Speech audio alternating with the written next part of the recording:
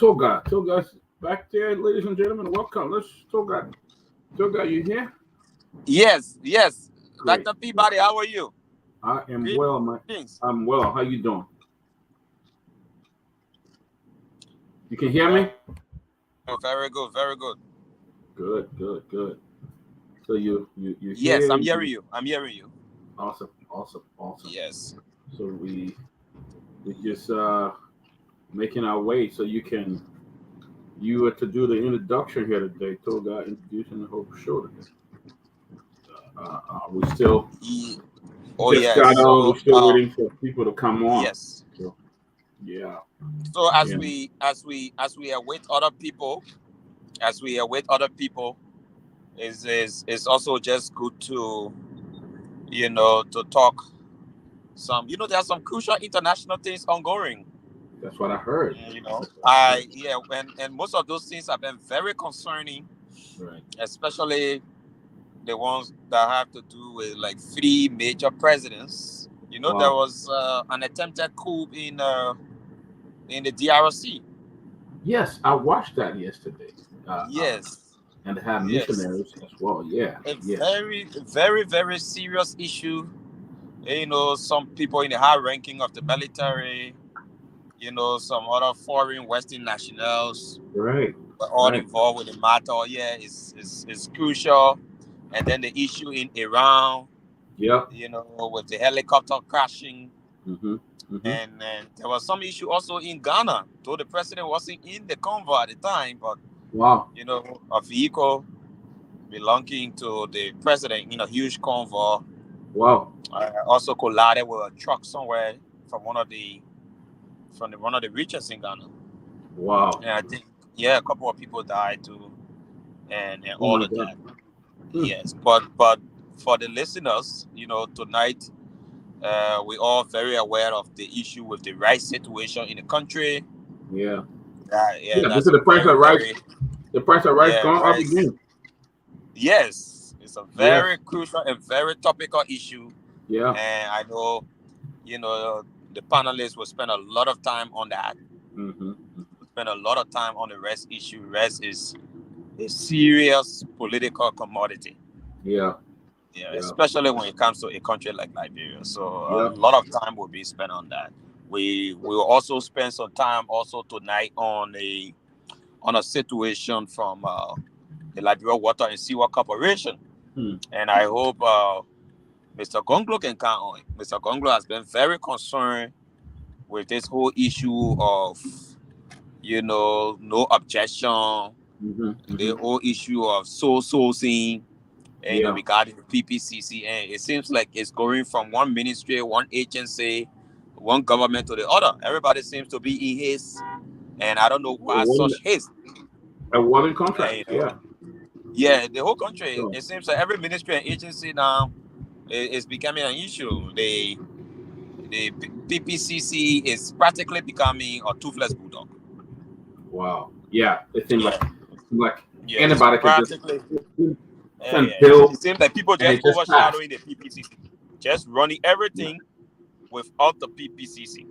In fact, they Right. send a communication to the PPCC, informing the PPCC how they want things done, and Right. and it seems like that's how it's Right. done.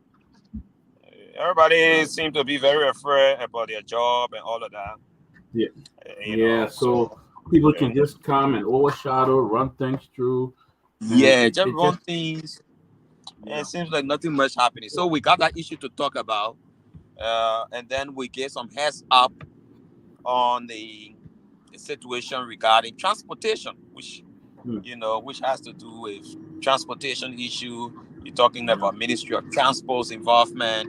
You're Hmm. talking about the National Transit Authority that should be involved with public service delivery. You're talking And about the Liberian National that is about Police that though, right? That is about the that. National Police on the motorbike registration thing. So all these things that are tied into transportation, uh, will be on the agenda also tonight, and then the Right. issue of closing argument, where everybody will Yeah. come in with closing and all of that. So we get three topical issues, that will be Yeah. discussed. And I know It's normally as soon as the rest of But the another panelists thing that join. I wanted, another thing that I Yes. wanted to share as well, I mean, I want to commend them for doing this. The last few months, I've really been advocating for Liberian refugee in Ghana. In fact, I even went to Ghana, went to the camp. Robert Yes. Gago, I even went to Ghana, went to the camp, and we saw the horrible condition. We spent a lot of money in there buying food. But the government finally sent a lot of buses to evacuate the Liberians. And I think I saw the buses. I felt really, really proud and very happy that those people nowhere like home. You can come home and suffer. You Yes. have to be in another Yes. man country. So I think I applaud the government on that. They did a wonderful job in the swift, swiftly attacking it. In fact, VP Cohn, when I met him in Liberia, he assured me, he said that the people that just consider this done. We'll do the best we can. And I think I'm proud to say that he did do a good job. And he and the president did a good job, and the foreign minister for doing that. So, but it's a lot, man. The issue of Yeah, rice. it's it's my understanding that they've got a place already set up, you know, Yeah.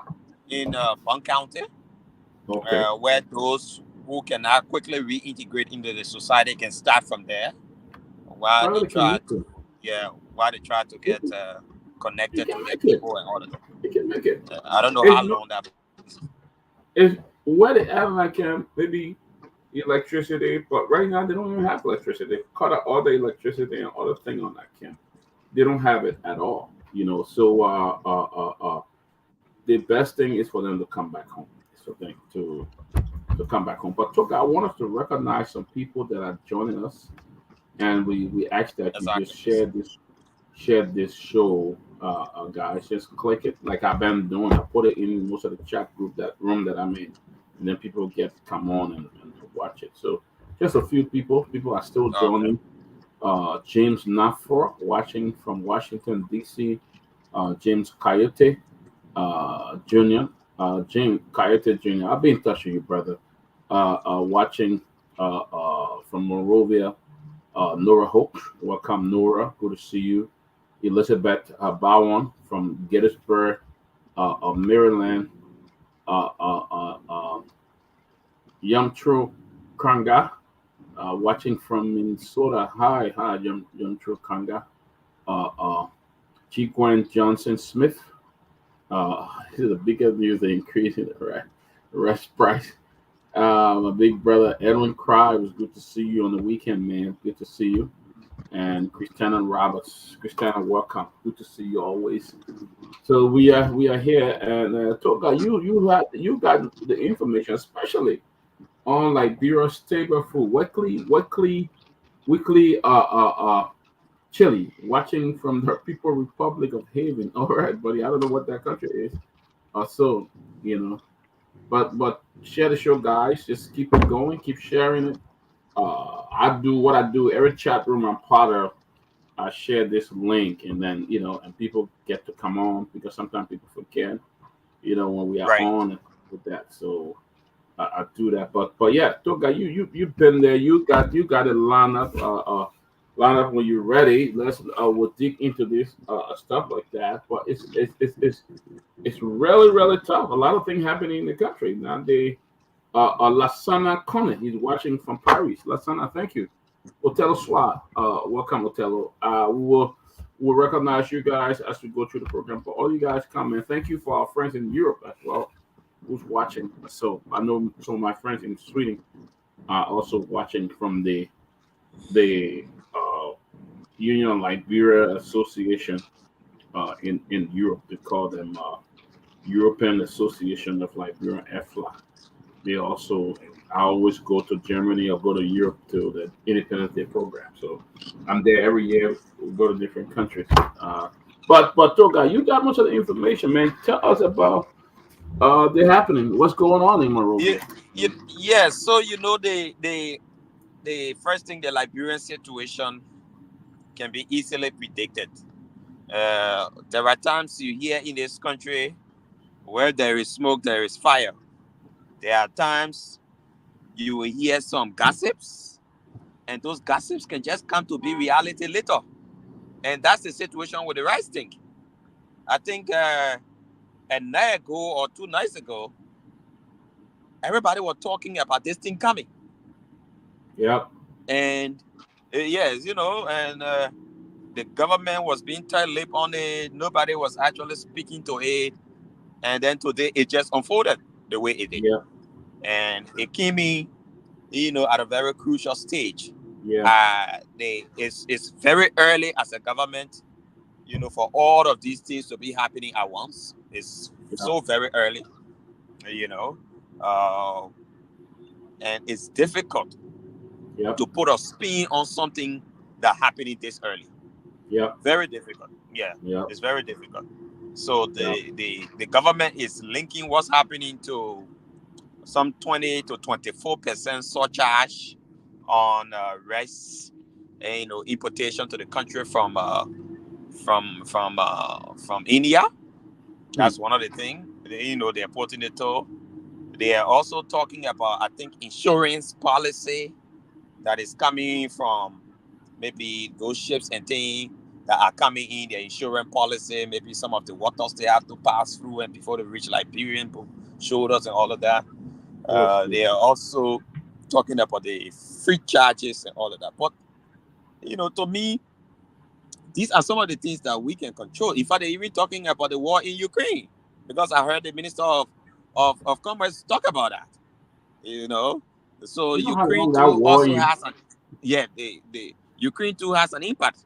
Interestingly, it's my understanding that the Ukrainian president has phoned our Liberian president. I don't know on what issue, the government has not said, but they said the president has had some conversation with his Ukrainian counterpart. Uh, Oh, and wow. then all in all now we have this situation from, Hmm. what do you say, $16.50 or 17 to So how much $18.50. was rice? How much was rice initially? So initially it was around 17, between $17 to $17.50. Mhm. But what we're learning, it has moved up to $18.50. Wow. So it's about. Now, yes. So Wow. the thing is, if if you're talking about $18.50, that might be around Monrovia terrain. Mm. You know, Yeah. Liberia has a lot of challenges. Mm-hmm. One of them got to do with road. Mm-hmm. Another thing, we over the years we've not tried to decentralize our activities. If, for example, you have a company in Monrovia that is facing how you call it, like the pin company, for example, Right. you don't have any other branch of that pin company anywhere in the service. Nope. So one person. If One person. if you Yep. were fixing if you were fixing steel rod, for example, the Mm-hmm. company that fixes steel rod or even nails that are based in Monrovia, they Yep. got no other branch in any other part of the country but Monrovia. So it means they take those goods and services from Monrovia to those places. So technically, it still goes up. Yep. So Yep. that is the worrisome part. So you might be talking $18.50, but someone in Maryland will soon start buying rest $25 for bag. Mm. Mm. Someone in It's Grand true. G, someone in River G, someone in Lofa, for example. In fact, if you're not careful, the people in Lofa side will start crossing to Sierra Leone Yep. to go and buy rice. Yep. The people in Cape Mine and other places will start crossing the river. Yep. So that is Yep. the problem. So it's not just about us in Moria, though it's still a problem for us in Moria, because it's happening at a point in time that also coping with the whole situation of the transportation thing, bag riders and all Mm-hmm. kind of stuff. Now, there where the trickle down effect will come. Already transportation has hacked. Yep. Now, system is completely broken down. Normally it should be like what? Three persons in the back, one person in the front. Now it's practically two persons in the front, four persons in the back, because What? the motorbikes that were helping to reduce the traffic pass Wow. through all of the routines that they need to regularize, themselves with the new policy. So since they have not done that, the next thing that is happening now is taxi drivers are overwhelmed because the National Transit Authority and other people can come in easily. Right. Now, that is the challenge we have with the rest situation. And I think the government is also not telling people the truth. And I'm waiting, maybe, I don't know if you can put it up or probably when Lofa Julius come up. Take, for example, what the government is saying about the surcharge. What the government is saying about the surcharge is not true. It's not only about today. This is something that has been in existence since 2023 August. Right. So the government is not truthful to the people. Yeah. The surcharge is clear that they placed that surcharge on rice and other products that were coming out of India, 20%. That was since August.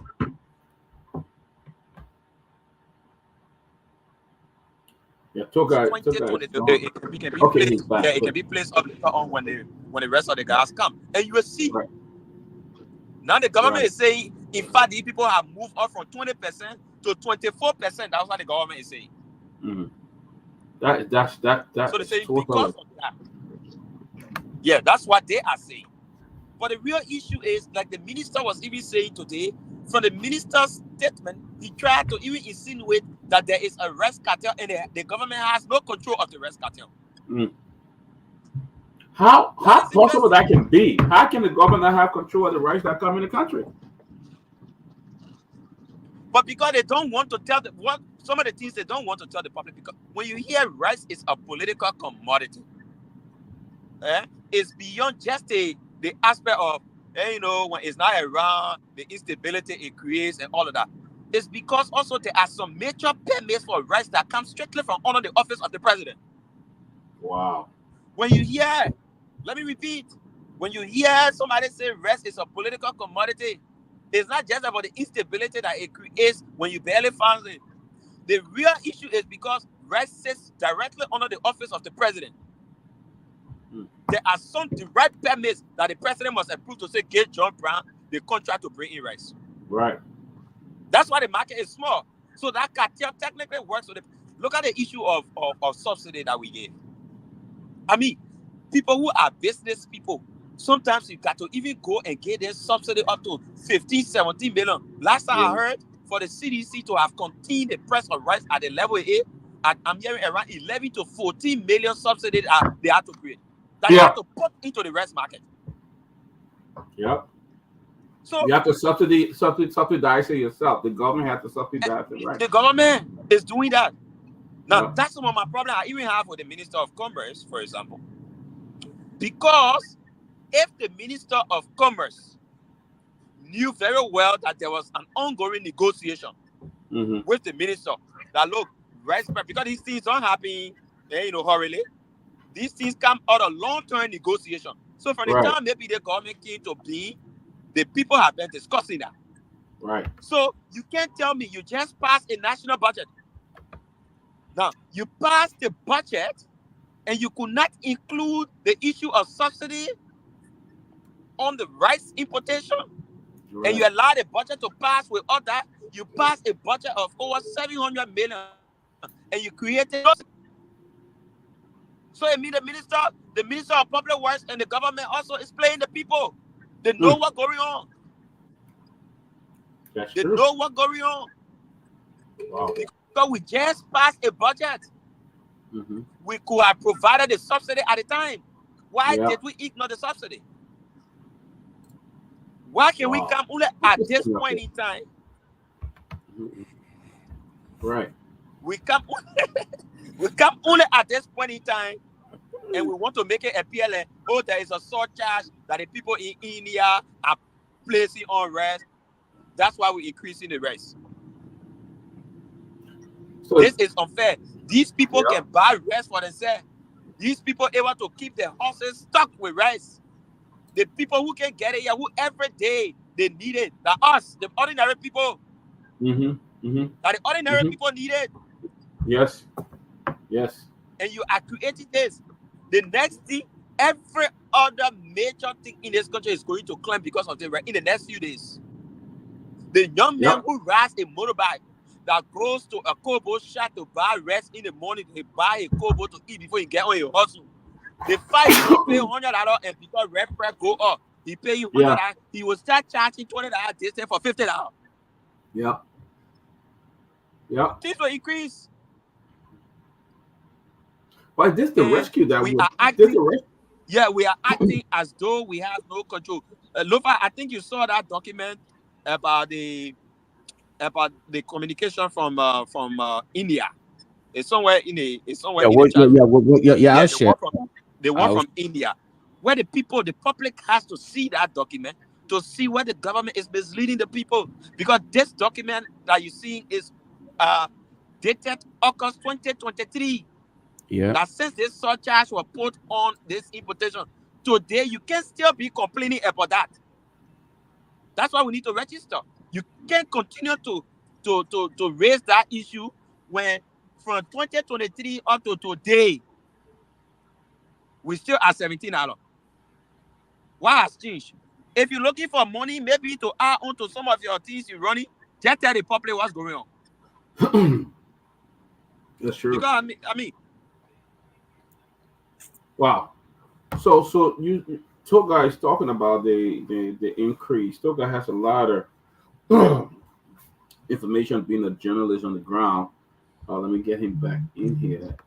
Yeah, he's back in here. yes, Yeah. sorry. Yeah. If you put a dollar, let's say that of Peabody and the rest of it, if you were to bring in 30 million bags of rice, that's $30 million.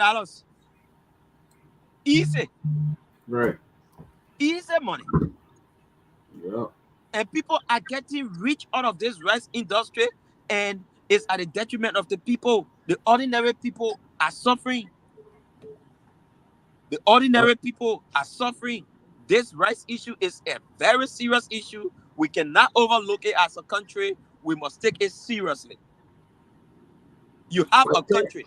I mean, year in, year out, we talk this thing here. You have a country that we have not even adjusted, our entire agricultural program to say, let's start growing our own food. We have not. Other people that you spend a lot of time in Ghana and things, for example. People don't wake up in the morning even thinking about rice. We have Yeah. adjusted ourselves to a particular way of life because all the other people around us, that what they say we must do. You think if the president of the Republic of Liberia was showing in the morning that he eating cassava and lay cassava gravy, the public wants that eating cassava gravy. Yeah. Making the We don't farm. show anything. We've not changed anything. Everything is centered around rice. You Yeah. keep this government came with a simple program about agriculture. They say they drew up agriculture is part of the arrest agenda. I think Yeah. agriculture needs to start taking grip in the proceeding budgets that will come.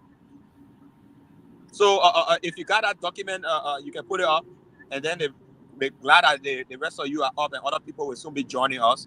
We're just starting the conversation on the rest issue. And, the rest issue is a serious issue in the country.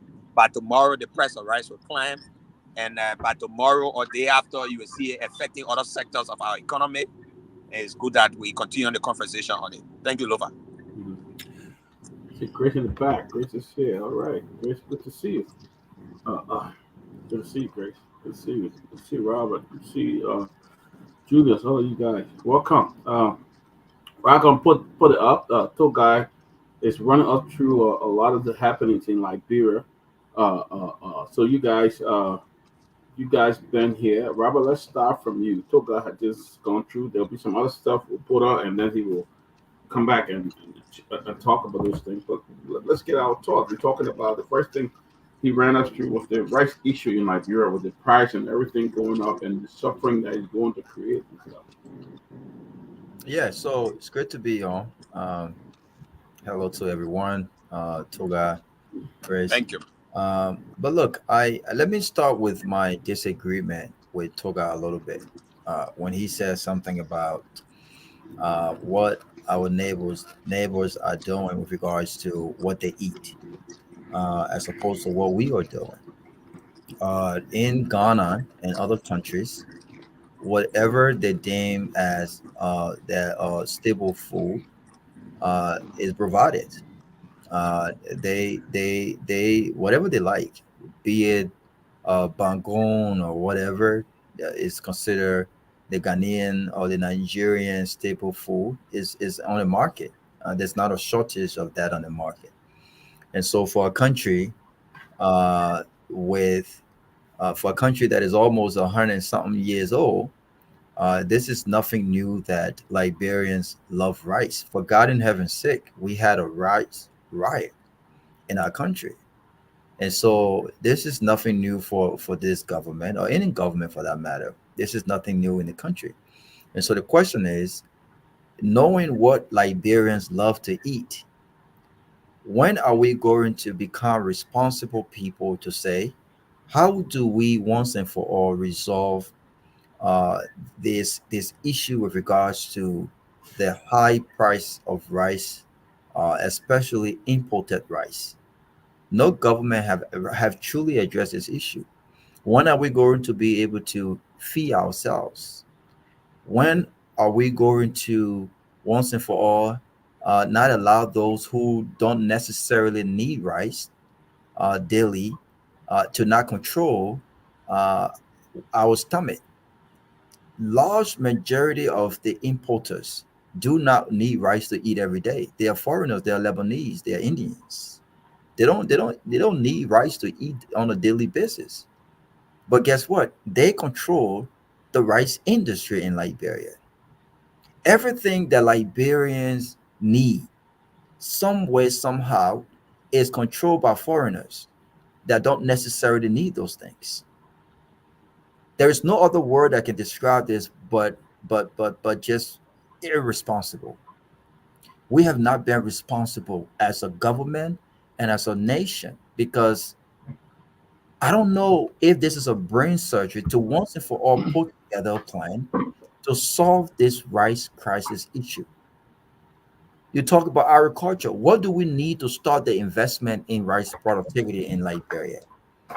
People talk about options. The options that are on the market right now for $15 or $14, those are not those are not the quality of options that Liberia needs. What happens when you put the Liberian rice produced in Liberia on the market for $7 or $10? When are we gradually going to get to the place where we are feeding ourselves and we do not have to worry about spending millions of dollars on subsidies annually because of rice importation? But what is even sad, Dr. Peabody, this government, before the election started, when this rice crisis came up, Unity Party pretended as though they had all the answers. I Yep. mean, I understand that campaign and governance are two different things. But what happened to them having the answers? They said CDC was reckless and had no idea on how to resolve the rice crisis in our country. They said George Weah will focus more on traveling the world while our people suffer from hunger. They said the rice price was ridiculous. Today, or starting tomorrow, Liberians will start paying more for rice than they did 3 months ago. This is the reality. And I believe they're learning the hard way. They are learning the hard way. But interestingly, like that Toga said, they just passed a budget. How much are lawmakers each getting from that budget that was passed? They're getting thousands of dollars in the millions for what they call constituency packages and county development funds, as if they were elected to carry out these huge projects other than oversight and actually passing laws. This is the reality we find ourselves. And so, to Liberians, the only thing I got to say right now is brace yourselves. We have a long way to go. Brace yourselves, because this right here is just one of the many issues that this government were elected to tackle and rescue. And so far, they're showing that they are not they are not capacitated to actually get this done. And I'll stop there for now. All right, Lofa, let's go to you. We'll go to Lofa, Grace, Keff is here, then we'll go back to Toga to continue to move roll off in this whole stuff. Yeah, let's go to Lofa. Sorry, I was muted. Yeah, great to be back on here. The issue of rice, you know, as much as a lot of us would sound redundant in these these conversations. Unfortunately for Liberians, you have to accept the reality. Um, During the elections, we told you the UP and CDC could not provide you the options that was needed to transform Liberia. They were, Lofa, I will interrupt you. Stop dragging CDC because why? What, baby? no, You I see, will defend Ben? CDC on that one. You No, see, no, Ben? no, no, no. I You, will not sit here. Ben, Ben. This is my point. Can I? Lofa, I came specifically for you on the show today. I will not sit here and let you say CDC and UP that is in 5, 6, and 7 because CDC kept rice price down. Okay. You were UP. UP the one that lied to us. They told us they had a solution. When CDC attempted to raise the price, they said they didn't. So sorry for cutting you off, but I would not allow you to continue while you talk about UP. In fact, in my mind, at this point, CDC better than UP. Absolutely. They were paying more money for rice than they we did 3 months ago. Of 3 months course. ago, I mean, in 3 months, on your watch, rice Can price y'all get are up. Lofa time to God, God, God, Can y'all Yeah, get wait for my sorry, Gris. God, the show ain't got nowhere. That's No, not funny. no, No, I'm ready here tonight. Tonight, I'm ready for you tonight. Within 5, 6, and 7 Let years. my edit talk. The show, right? Go ahead. Go ahead. The educator party. You know, You at better the lie birth, to lawyer. at the birth, at Yeah. the birth of the child, you already know whether the child be hard headed or not. You know, already we have. Sorry, Lofa. Sorry. No, it's good. It's good. You know what? That only just bring a little bit more energy to the discourse, and that's good for the show. To be honest with you, but that does not negate the fact that I will reiterate. It was mentioned. We warned people about the presence of CDC and that of UP. There were other alternatives that were provided, and we highlighted those alternatives and said, let's move forward with those alternatives if you desire change in Liberia. It is unfortunate that Liberians in their minds did not see reason to buy into the argument that these institutions have been tested politically and in all other means, whether by governance or so forth. It was about time for us to test other alternatives. It's not that they weren't available. You had other alternatives. You had Mr. Alexander Cummings. You had Clarence Moneybar. You had uh, um, Councillor Telwan Gonglu. All right. These were individuals who probably could have done something far better than what you're experiencing today. Unfortunately, you ran back to the status quo because you thought it was in your best interest. And here we are today. You are right back to where you started. As a matter of fact, like Ben rightfully said, I hate to agree with Ben on this one. Yeah, hate is such a hard word, but I would say I was if I would not do it. But to be honest here, in this case, I must be honest with you guys. I said this before, and I'm coming back. And in all reality, Honorable Boycott and the UP continue to prove me wrong, or excuse me, prove me right, that CDC is performing far better thus far than the UP. UP is performing as though they are supposed to be the inexperienced group of people.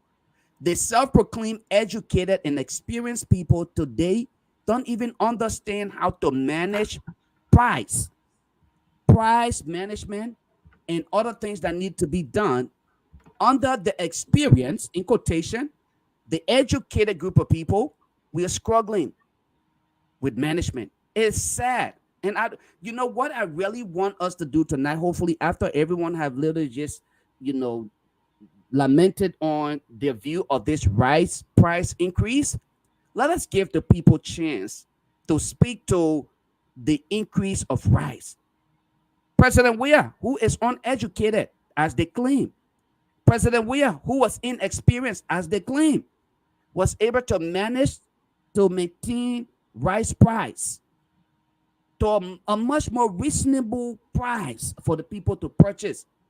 The ones who were there 12 years before, they came back in less than 100 days, in less than 6 months. There's a hike in rice price. And we're supposed to sit here and say, this is supposed to be the rescue. I'll close on this note. The excuse train that you purchase will be the excuse train ticket that you will use to get to your destination. Thank you. Who next? Grace, Like come me, on, Oh, yeah. like come on, Grace Grace. next. Okay, like Grace. Hi, guys. It's nice to be here on the platform with all of you, and then we welcome our listening audience and everything. That's the reason why I would just get a few tips from Lofa. That's the reason why I'm always like upset. I've been upset with President Weah because I knew that this man could have done better, and he did his part, which was able to maintain the rice price for the Liberian people. But I thought in my mind that he could do way better because he could bring a lot of other people around him that were going to be able to push him. And that's the reason why I've been hard on him for his 6 years, because I was like, wake up. We are ruling for you to do this. So it's sad to see that even with his inexperience as president, because he was a footballer, the people made him president because they love him, you know. But he now he showed us that in his time with his inexperienced people, one of the things that Brian loved the most, he said, you know what? I will make sure that my people will have rest. Because we Liberians, we eat rice for tea, breakfast, and dinner. Because all the core in the night rest, in the afternoon rest. April 14, 1979, we all were kids. Some of y'all were not even born. When the people riot in Liberia because of rice, it brought a serious problem to our country. That the rice riot that led to the war that got all of us sitting on the platform here today. The rice riot. For a president who have the experience, as they said, stay in government for all these years, and he come now and for rice to be a problem for us, it's kind of very scary that you can't allow it. And then in the most time that majority of the society of Liberians that live in Liberia are poor. They're living in poverty. They can't even afford $1 to eat per day. And now you pour whole $5, and that's more money. Yeah, my son even come, he 12 years old, he said, Mommy, they said we should carry $5 to school to buy something. He can be so happy because the $5 look a lot to him. It's not money, he pour whole $5 on rest bed for the people to buy. What do you expect our people? How you expect them to do? And that's why I just like, I don't understand. I would take from Professor Kennedy when he said that a businessman does not necessarily mean that he's a commerce minister. Not because the person did business, it warrants them to be a commerce minister. I think we're talking here, we had a conversation with President Yanti, not because she's working in the United Nations, you want her to be our foreign minister. You can't do this kind of thing. People are here that can do these jobs, and they will land like we're on the other side to compare us to the world. And for you to take away from our country because of favor and who know you, and now look at what our people are going through with the whole thing because of race. This is not good for the country. I hope President Bwaga can re-examine his different plans he has, and I will advise him to also look into Clarence Moniba or agriculture or plan that he have for Liberia during the last election, because it's a beautiful plan. I've read it. Yeah, it's a beautiful plan. It's that president to go by that main plan, and he take a note from that plan, that the Moniba plan, and do something like bro will be a whole better place in the next 2 years. Lofa, I got you.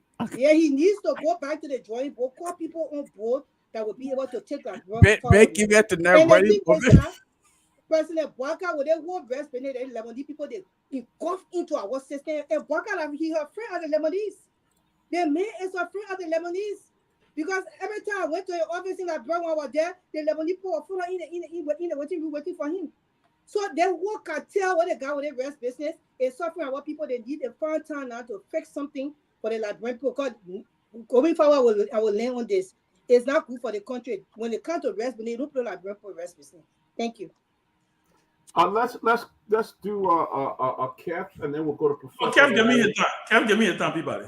Professor Larry. Ben, I'll give you my time. Let me just say. But give me your time. You gotta say nothing. Yeah, please. No.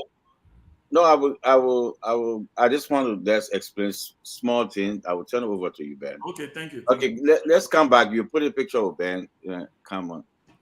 I just want to let people know a little bit of the history, and folks who want to say. Hey, I'm not stopping you from using your history. Do not say my name in your Folks history. who want to say, CDC and 2018, when we came to power, 2018, we met Rice from Joseph Boakai. When we took over for Joseph Boakai, we met Rice 1650. In 2018, it through the wisdom of President Weah and said, no, we have to bring it down. We brought it down to 1350 for 5 years. During the heat of COVID, rice was 1350 for 5 years. How we do it? The president said, you know what? There's a global problem, things around the world. Unity Party people say, oh no, they're lying. Nothing. The president will say, you know what?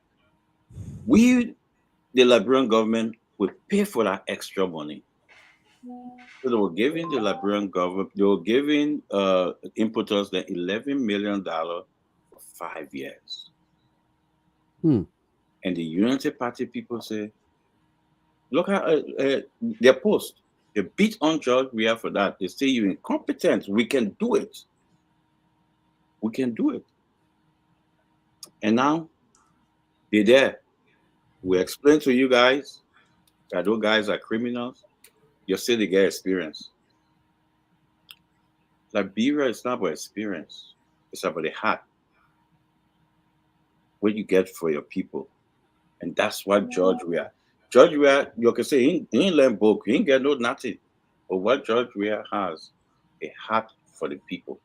And that's why, through his wisdom, he said, we, the government, will pay that money for the people so they can eat the food because they suffer for too long.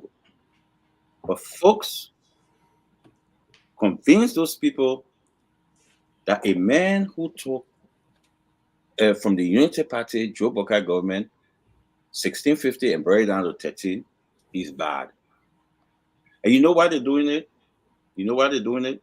Because they think everybody that went against George Weah and support them, directly or indirectly, you know what they think? They think you're stupid.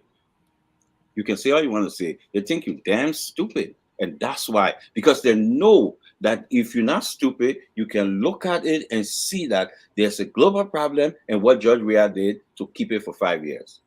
They think you can't read. They think you take your senses and put it down and use biasness to judge. And that's why they're doing it. And they'll come with more. So I stop right here, Ben. Go ahead. Somebody just wrote and I say if I stay waiting for your turn because you're waiting for your turn because you finish using. No, Ben. No, it's okay. Lofa, I want you to bring it. I want you to bring it down so they can read what written up on it. There's no way, eh? Maybe maybe draw it in a little bit or make it smaller. No, go back. Calm down. No, yeah, right there. Period, right there. I just wanted people to read that. This is what we're dealing with in Liberia. When you lie on your resume to get a job, and Lofa, you can take it down. I want him to see my face because I'm getting a lot of text messages already from some of them. Let me say this. I hate to say that I'm being proven right because I really wanted for me to be wrong. I kept saying this. Joseph Boakai is not Ellen Johnson Sirleaf. I kept saying this. Oh, the Unity Party 12 years. And let's also remember that President Joe Boakai is the agriculturist. He's the one who walked from Wasonga to Monrovia. Yes. He the one who get all the rest farm. He the one who get all the things. He was LPMC managing director. during the Green Revolution, the Pink Revolution, the Red Revolution, he had control of all these things. And he couldn't do any of these things when he was vice president because he was a race car pact. He couldn't do any of these things when he was LPMC managing director because he was just the managing director. He was not president. He couldn't do any of these things. All this experience, all the experience that he has, none of it we could see it. Even in the CPP. Oh no, it's a leadership. Oh no. Don't worry, man. Joe Biden, he got to be president to show us his experience. President Bokar is not sleeping on the wheels. He's not. He's falling in coma on the wheel. He's in a perpetual coma. Look, when I sit and I listen and I see what is going on in Liberia, look, there are moments, Lofa, y'all know me. I'm like, to hell with it. Yeah, it be so. Y'all let it be so. People get what they want. They deserve what they got. It is okay. But now I say this because George Manneh Weah, who, like Grace said, was supposed to be the uneducated, the one who know nothing, the one who everything about him was wrong. And guess what? We all beat up on George Weah. We beat up on him. Ben, let me do my favor. Can I just project this picture and you can continue to just add to it? This is a statement from. I was going to come to it. Just wait one second. All right. Let me give you time. Okay. This is Emma Stewart. Guys. Okay. You got Emma Stewart in 2022. Okay. 2022. When the conversation started about global price of rice, and the government even went to the extent to even just say that, you know what, there's going to be a possibility of us raising the price of rice. The Secretary General of the Unity Party, now the Managing Director of LPRC, put that post up. Here, this is what he said. Y'all read it. You know the thing about the internet? They say facts are stubborn things. We all got our digital footprints. There, right here. It's right there. Y'all want me to zoom in so you can see a picture? Here. There you go. It says Emma Stewart right there. You see his name? There you go. December 5th, 2022. Right there. Now let me zoom out so you can read it. So, for the first time in post-conflict Liberia, the George Weah government on Saturday formally added onto the already worsening economic hardship of our people. Hardship our people are going through by increasing the price of 25 kg bag of rice to 17.5 from 13.5. When the CDC took over in 2018, price of 25 kg bag did not exceed $15. By 2019-2020, the Weah government introduced a policy of rice subsidy, making it sound like rice subsidy was the worst thing on the face of this planet. Yep. Not forgetting, when you are a nation, when you are a government that don't understand the pulse of your people, when you are disconnected from your people, this is the reason why you don't have policies that directly affect your people. When George Weah became president, the first meeting I know George Weah had, he had it with rice importers. And I think they were crying on him again to raise the price of rice. He said, you know what? We got to find a middle ground here. And that's how come the government started subsidizing. They went and said, oh, George Weah are getting kickbacks from the subsidy. But this is what I always say. Let's say George Weah are getting kickbacks. So you're telling me the rice importer just decided that they won't get George Weah kickback at their detriment? And they never raised the price of rice? And we never saw this kind of. I remember when we even had the rice shortage in Liberia. When you remember when they had women, it was almost like a riot that was about to happen. Hey, my brother, that's why I say the people feel that people stupid. How can the people bring their own price down? They say that job we are getting money from Let me just end on this. We got to bring other people in. Yeah. Let me just end on this. I am going to say this. I always said, if you want to look at a democracy and you want to see how a government will perform, look at the first 100 days. Listen, this government is about to be a disaster, if it's not already, because you can clearly see that on the most consequential issue in our country, anybody who knows Liberia will know that if you start working on a long-term plan to fix the rice issue, you better have a short-term plan to make sure that our people, the people are not asking for much. They're not asking you to build skyscraper. You did say you are not, no car are going to get stuck. The car then getting stuck all over the place. Now you can't play with the rice issue. I just pray that Liberians tighten their belt. They're the one who are walking in poo-poo water. I hope you're tightening your belt, because at the end of the day, this country is in for a very, very, very, very rocky ride. Professor Kennedy, let Professor Kennedy come in, then we'll go to Toga.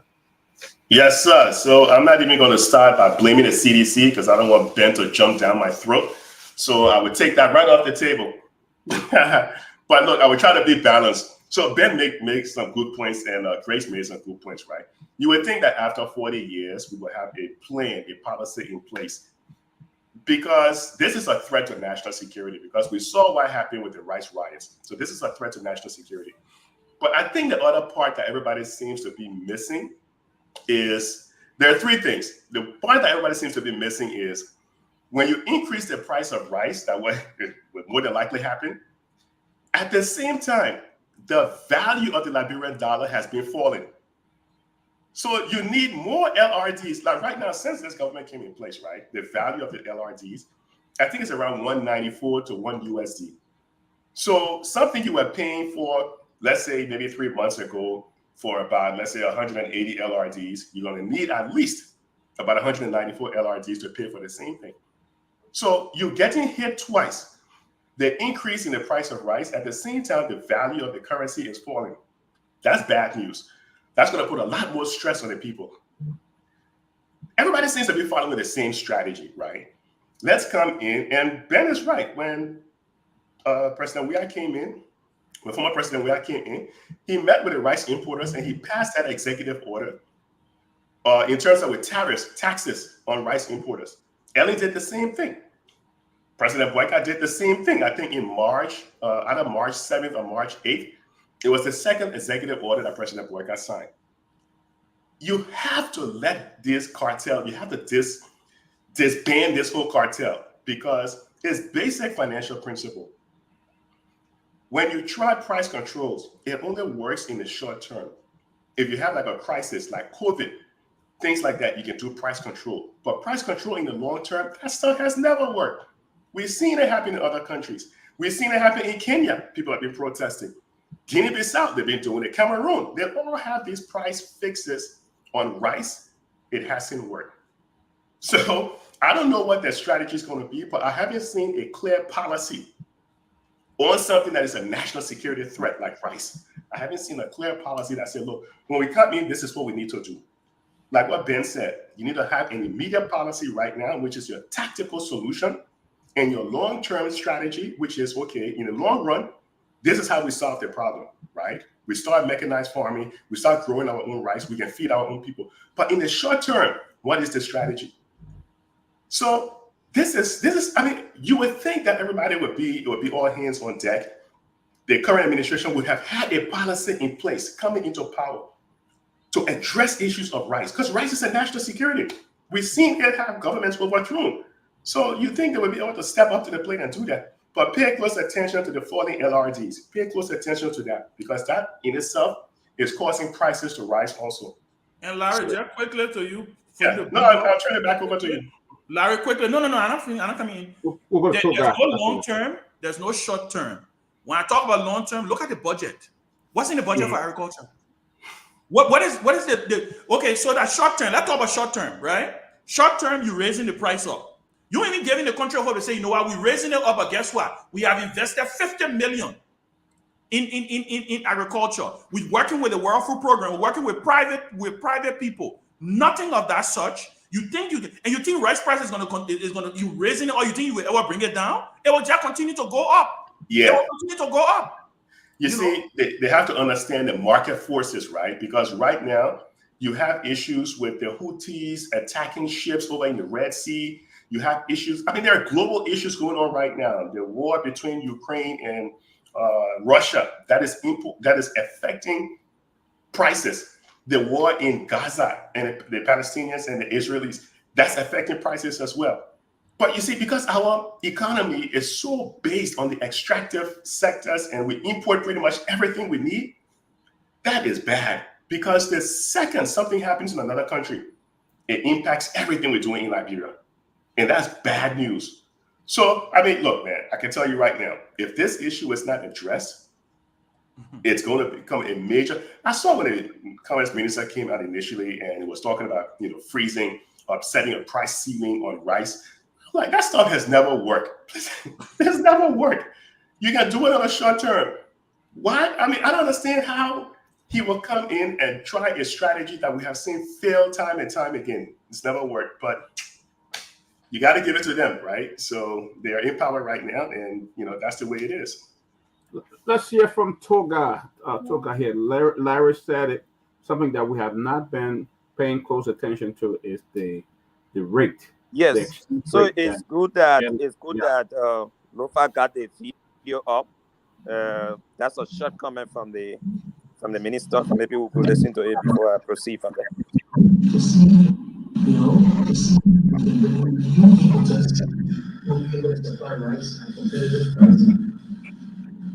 Look, it is a difficult process. The rice industry is like a project. So now having been able to get new pricing, better pricing, verify all that they have said, we're working. There are some costs that we can reduce from this side, and we're working on them. On Friday, we received the Thursday, we received another letter from the resident of this country, all the representatives, they informed us that they have names up to what we negotiated. They have a stock of rice that have provided, a major stock of rice, but due to the cost of all that they have factored in, they can't afford to sell at the 16.75 that we got it down to. And still, the question about that, we got to put it on. And several negotiations in the last 2 days. So, as the president has intimated, there's no other way around this price issue. Self-sufficiency unless we are able to grow the rice. The continuing exogenous factors, to see. All right, there you go. So go ahead. Yeah, Lofa, I think it's okay. I mean, there's one specific issue that he talked about, a cartel, and from what the minister said over there, suggests to me that the government is not in control. The cartel is the one running the system, and the cartel is the one setting the agenda for the government. And this is very troubling. The fact that we cannot open the market, the fact that it's in the hands of few, maybe 4 to 5 Indians or Lebanese, and they can dictate to the government what happens. And it looks like colluding to me, where the government says to them, understand it and know that this resting can bring in fast money. Because within a month's time or two, the government has raised between maybe 30, 50 to 60 million just from a little profit over the rest market. And we cannot be profiteering from our own people like this at the detriment of the entire system or the entire country. I think that's what's happening here. They have to be very truthful to the people, because one of the issues that were even raised by the minister is not true. The issue of, the people in India, they just increased surcharge to around 24%. That surcharge has been around 20% since 2023 August. So the government has to be very clear with the people. And I see, from whence everybody is coming from with the whole, everybody saw George Weah as the guy who could not better perform. They saw him coming from a football field. They did not expect him to deliver. But most of these things did not happen. And interestingly, that I said earlier before many of you came on, We just came from passing the national budget. If it were necessary to do, which I think these things did not just happen out of the blue sky. These were discussions that have been ongoing for time. Maybe for the last 3 or 4 months, the same rest cartel have been telling the government this thing coming. Now, before the passage of the budget, the government should have found a solution to this matter of how to subsidize this rice thing. They did not do that. The budget came, the budget passed, we're now moving forward, and boom, the country is shut down. And all of these things happening within 3 to 4 months. So the uptake is bad for the government. It shows the government's weakness. It shows the government lack of control. All right. I mean, they are the book people, they are the most loyal people, so I want our ineptitude to it. But in my mind, this is complete ineptitude. That you pass a budget, you knew that this is one of your major or your most strategic commodity, and you found no solution in the budget process. The money you even put towards agriculture, which Ben was talking about, maybe that's a long-term goal or so forth. The money you even put in agriculture can show that you're not serious. You got a big arrest agenda. I think if I'm hearing that most of the partners are even asking the government now, can they put together the whole arrest agenda so we can have a copy? Up to today, the government has not even put the arrest agenda together. Like the way you have, proper agenda, PAPD, the way you have Ellen's some sustainability, something she had. The government has not put this agenda together that can be on international institutions and other serious people decks so they can know that this is the system or this is the formula that we're following as a country to know. Nothing to go, everybody running head to scatter. Toga, Right. the reason Yes. is because the arrest agenda is for Costa. And they let Costa go, so no way for them to come back from there. That Costa agenda there. And seriously, there is no way you can drive someone's idea until the person is in the driving seat. Right. You can't. And then- Somebody bring an idea to you. You think you want to drive it on your own? It will get you hard time. Right. Right. Okay. I mean- So these are some of the problems that and I like what Prof Kennedy wrote in the chat room, and I think the madam said that the issue of it's not because the person is a business person, so it means they can better run commerce ministry. Seriously, there are too much instances of conflict of interest in the system. Too much. But that's how Liberia run. Yeah, the conflict of interest is so high. It's like we have trashed the entire thing that got to do with code of conduct in the country. That's how the whole country code of run. conduct.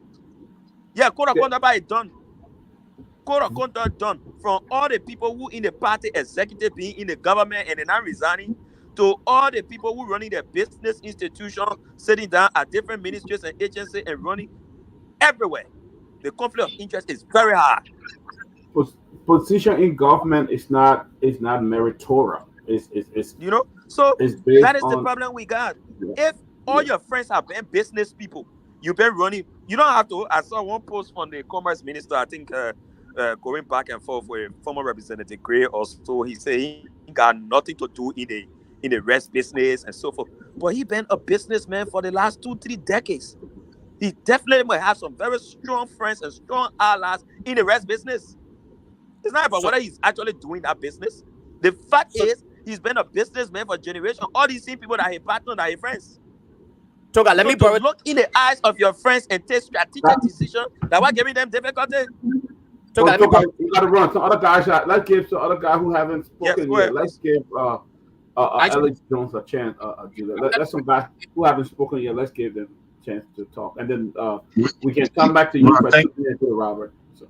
Thank you very much, Dr. Peabody. Well, I think all you guys are wrong. Okay, you're wrong because one, you're saying that the CDC government did better because it subsidized the rice prices. Okay, which is completely doesn't make any sense because the money you're taking to subsidize the rice prices, you could have used that money to produce food and jobs. So that don't solve the problem. The second thing you guys also need to realize is prices of commodity go up. Right now, if you look at the commodity chart, you'll find out that rice, the price of rice globally, is the highest in almost 20 years. So rice prices are going to go up. So do we blame the president every time rice prices go up? Every time sugar prices go up? Every time tea price go up? That's the question I got for you guys. So every time anything that goes up, we're supposed any basic commodity, we're supposed to subsidize it. Because that's the solution that CDC and other governments in Liberia are talking about. Take good money and pay India and pay businessmen to get rich. It don't make any sense to me. So I think we need, Professor, you here today, tell us a solution that we can have food prices in Liberia, that you're not borrowing money because we don't have any money. The budget, we have a deficit. So every money that we take to subsidize something, we're borrowing it. So we're paying the interest. Alex, though, you're talking about when Joseph Boakai in the meeting, the thing you're talking about is supposed to be having in the meeting. What we say, the bulk of our people, us all, we're not in government. We're just saying that the government is supposed to ensure that food security and stability is in the country. The people don't give a hand how you do it. You can't tell the people that they must vote for you, so you're able to do it. So now we want them to do it. We just that thing you're talking at a meeting is all behind closed doors. They don't have worry. Our people just want to eat. Yeah. Well, and but besides that, though, Grace, in reality, the honest truth here is why it is true that this issue of having to subsidize rice price and everything else, guess what?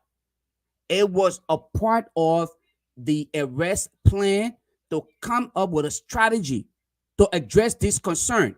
So if you cannot implement within 90 days upon your ascendancy, you don't expect anybody to sit on here and thank you for your failure.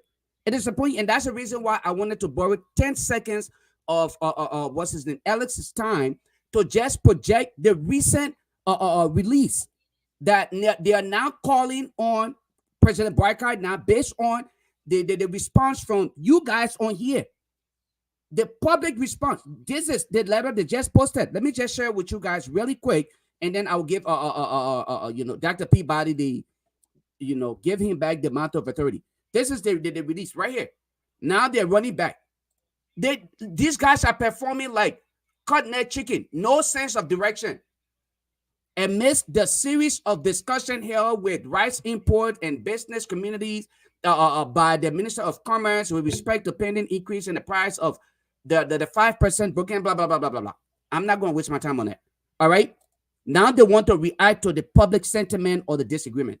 You see what we talk about? When you come, like Ben rightfully said in his statement, look, when you lie on your resume, you will only last in that position for 90 days, and then you will be exposed because you're not bringing much to the table.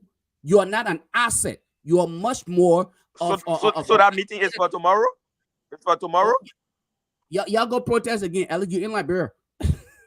So it's tomorrow meeting? Yeah. It's in the chat room. Go read it, bro. But then why the man had to have a press conference today? Or the president is not aware of his press conference? Why the president could not hold a meeting before the press conference? Well, okay. You keep asking Lofa. Look, Alex mentioned my name. Let me say something real quick because he was talking about some solutions out there. Let me give you a quick suggestion. That's what we're supposed to be talking about. Solutions. Yeah. So let me give you a couple of suggestions. We saw what happened over here in the States when we had price of gasoline because of inflation rising. What did the U.S. do? They tap on the strategic reserve and put more oil in the market. So what you need to do is the same thing. It's just basic finance, right? You need to increase the supply of rice. But here's the thing. You cannot maintain subsidies. Subsidies is extremely expensive. It's not a long-term strategy. What you need to do is to increase the supply of rice in the market. What you need to do is disband the cartel. When you disband the cartel and repeal the executive order that kind of remove or reduces tariffs against rice, the income you start generating now from the tariffs you'll be collecting on rice, you use that income now for an intervention policy. You enter the market purchasing, but you see, the other half of the problem is you can't have government going out. It's a tough problem, Larry. They were stealing money. If you tell the government to do intervention, they give the money to someone to go out there to go buy the rice, that person would steal their money. So you end up with a whole new set of problems. But the solution would be government intervention, right? They enter the market and they start supplying rice. That way, when you start increasing the supply of rice on the market, it would definitely lead to the price of rice falling and stabilizing. But again, it's a short-term solution. Government intervention is not long-term. So to deal with something right now for 90 or 120 days, I would say government intervention, not with subsidies. And get rid of the cartel. That's nonsense. Because we know free market. Well, Larry, I must interrupt you, Larry. You telling me the people who've been importing rice, that importing rice on a larger scale, so they have a greater margin, right? They can import it, they can get a better price because they buy it in bulk. Now, if you remove the cartel, prices will come down. I don't agree with that. No, prices will, because you will increase the number of people who are supplying this good, right? Because right now you have a small group of people. It's like OPEC, right? The oil petroleum exporting corporations, right? OPEC control the prices of, they manipulate the prices of oil on the market because they're a small group. But the more suppliers you have out there, it's supply and demand. The more suppliers you have out there, prices will automatically start to fall. All by Larry, and I'll finish here. All the people, whether it's Alex Jones importing rice or the cartel importing rice, they are all buying it from the same producer, India, Sri Lanka thing, for the same price, right? All right. So removing the cartel, you still have to go and purchase the rice from the same place. The rice prices are going up globally, so there's no way you can go around that, right? Let me tell you the difference with that. How do you solve that competition there, though? Let me tell you the difference right now. See, there's 9 of us in here, right? And we have 3 people who are going out there to buy rice right now. They're buying the rice, let's say, just for argument's sake, they're buying the rice at, let's say, $10 a bag. They can come back now to Liberia and decide amongst the 3 of them that we're going to sell it for $15. So when they start selling for $15, they are fixing the price. That's what cartels do. They fix the price. But if let's say all 9 people now is interested, or let's say 6 interested in importing, I know the cartel is selling it at $15. I want to make a profit. I would decide to sell it at $12.50. I will undercut the cartel. But Larry, it's impossible. You can get 10,000 people and bringing rice to Liberia, like my brother Alex said. The source, where the rice coming from, is up. That's fine. It's up. What we are saying is the Unity Party, they knew that. They understand that. They know that there's an issue, and they know the step that George Weah did, right? Yes, you can say it's temporarily until we fix it, but it's difficult. You got to spend billions for rice. Look at the amount of money Nigeria spending. Look at the amount of money Egypt spending. We're talking about the largest country that and export rice. It's not to feed a nation. It's not this, because I see people taking it play. Oh, you take the one, you can do this, you can do this. No, it's impossible. You got to spend real money to feed a nation. But because of what the Unity Party did, how they campaign, the false promises and lies, and that's what haunting them right now. But again, Alex is right. Alex, give me 1 second. I'll give you an answer at the end of the show. I put a chat out there. You just indulge me 1 second. I'll give you an answer at the end of the show to solve that problem again at the end of the show, right? But Lofa, put a chat out there, okay? You can give CDC no credit. From 2018 to 2024, the price globally of rice was 50% less than what it is. So even if they subsidize the rice, that's why you got $14 a price, right? And I did put a chart out for the global rice price, right? So if you look at it, so even if you go and give the same amount of subsidy today, the purchase price of the rice has gone up by over 50%. Liberia has nothing to do with that. No country can do anything with that. So you got to think on another solution. But that solution of subsidies does it work? Because by next year, in the coming years, rice prices globally are going to increase. So what are you going to keep doing? Keep subsidizing? I don't think that was the argument though. Peabody, can I come in quickly because I have to run? Let me fair to Robert. Robert will talk right now. Robert, go ahead. Peabody, I beg you, Robert. Thank you. Yeah, Robert, give me 2 minutes. I beg you, God, I won't get off. It's not safe. I'm driving. But I wanted to talk to Alex specifically, right? I understand what Alex is saying, but Alex, let me remind you. In governance, you have to walk and chew gum. There's something called walking and chewing gum in governance.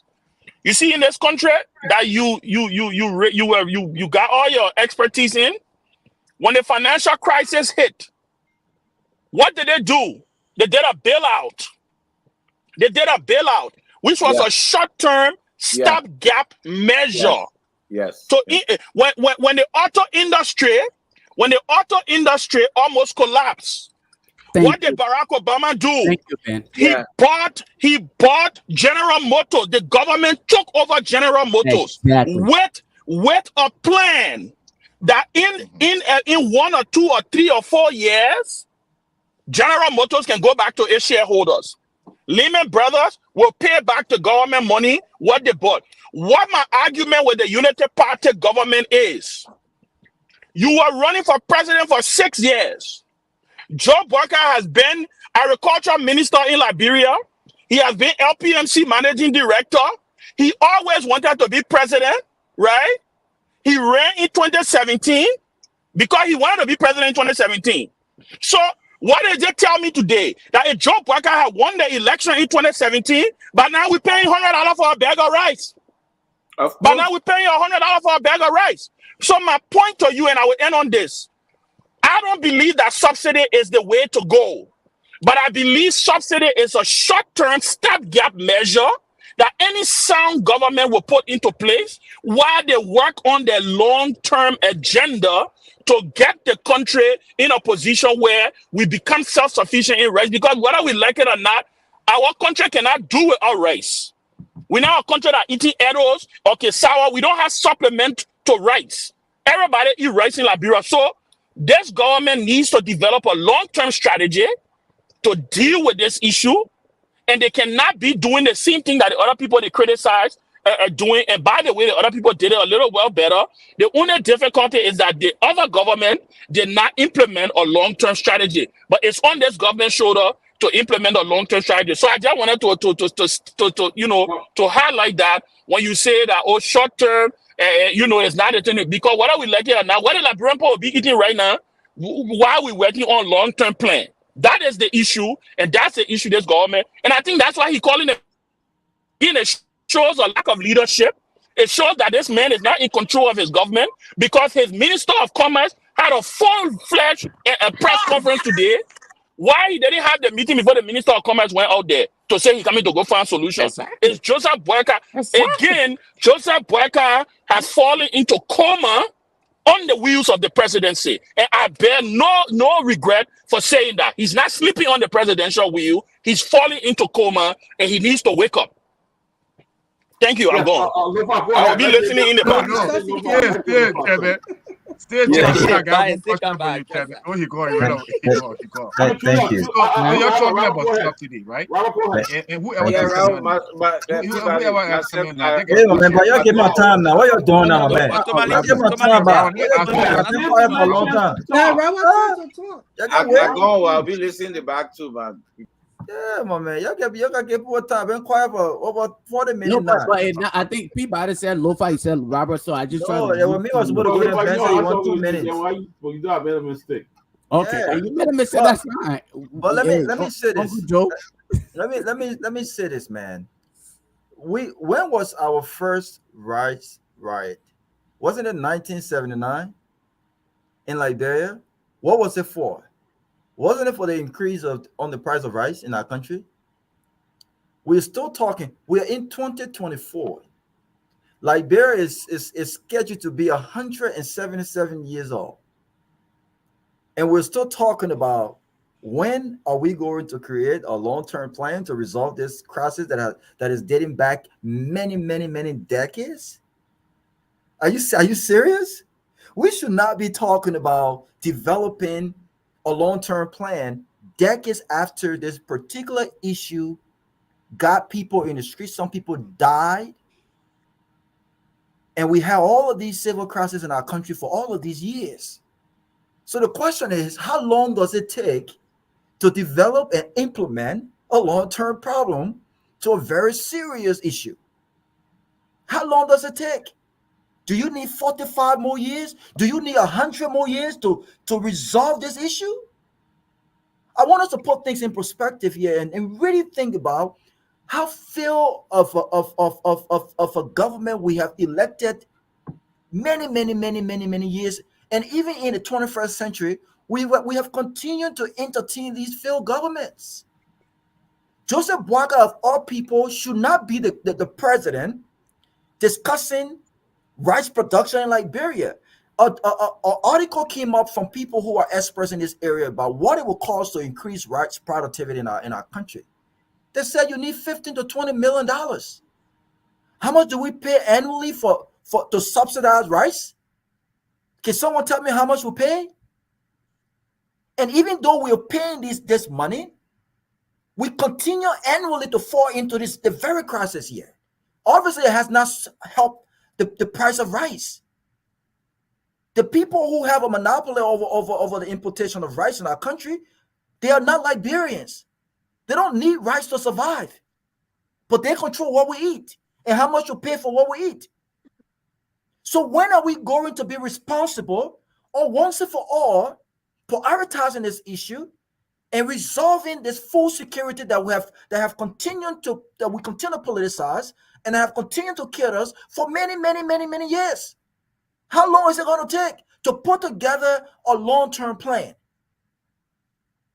What is in the budget for agriculture today? What is in the budget for agriculture today? Look at the budget, and the budget for agriculture and will tell you exactly how serious we have been with regards to food security in our country. It's clear we are not serious about it. So let's stop playing politics with our people.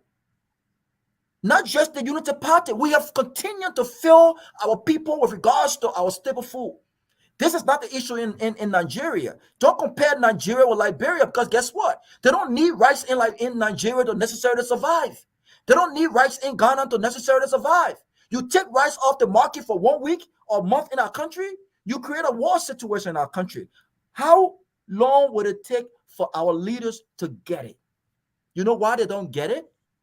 Because they don't have to worry about paying $20 for 25 kg bag of rice. You and I don't have to worry about that. I can spend that. We don't have to worry. It doesn't affect our families. But guess what? 90% of the population in that country won't be affected by the increase of rice. Now imagine how much the folks are paying in the remotest part of our country. What are they paying in the villages? What are they paying in the interior? If rice in Monrovia is going up to $20 or even $19.50. This is absurd. This is lack of leadership. This is lack of preparation. And this is lack of patriotism. From not only this government, the executive branch, from the legislative branch as well. Because they peruse the budget. They have oversight authority. They saw this budget. These guys inserted in this budget millions of dollars for themselves, with no mechanism for accountability in county development funds. But they can invest $15 to $20 million in the increase of rice productivity in our country to address food security. Let me stop before I say something I regret. All right, guys, let's see if we can get the guys in studio. We want to take some calls. We want to hear from the people back home, both back home and here, so the current rice issue. Let's hear from the people, because they are the direct, whether they're the beneficiary or the victims of it, however you want to term it. Let's consider taking some phone calls. Let's hear from them. Guys, if you are in studio, please come on. Let's take some calls from the people back home. What do they think about the increase in rice price, and what they intend to do about it, because they are the direct victims of this decision. So guys, Ansu, if you are in studio, come on. For those of you in the United States, dial the regular number is 919-324-6828. 919-324-6828, because a lot of you will end up being victim as well, because you got to purchase food for your family back home, and the increase in rice, it may not appear as though it's as much as it is for them back home, but it's coming out of your pocket. So again, the number to dial is 919-324-6828. For the folks back home, once we open the studio line, you can call in the Liberia number. Ansu and the rest of the guys will take the call. There you go. Thank you. Ansu is in studio, so let's go. Let's hear from you. We will take calls for at least about 20 to 30 minutes. We want to hear from the people, and then we will give our panelists the opportunity to analyze the people's view, and then we will go to the next topic for discussion. Let's hear from you, Bossman Ansu. Thank you, Judas.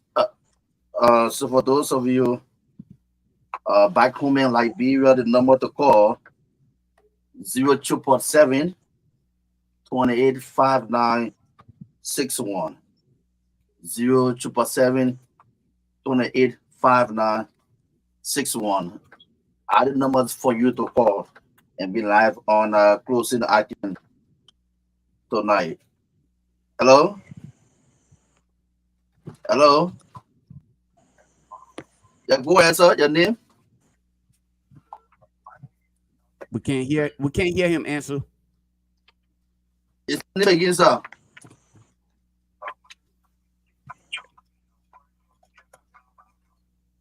Okay, you calling from Grand Bars of Buchanan.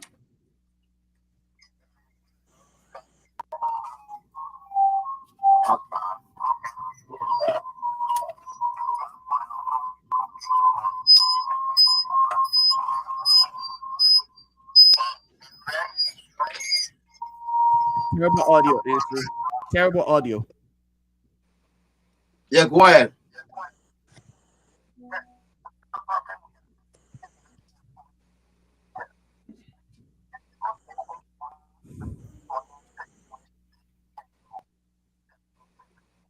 Okay, They came to settle or they came to rescue? Which one now? We can't hear the caller.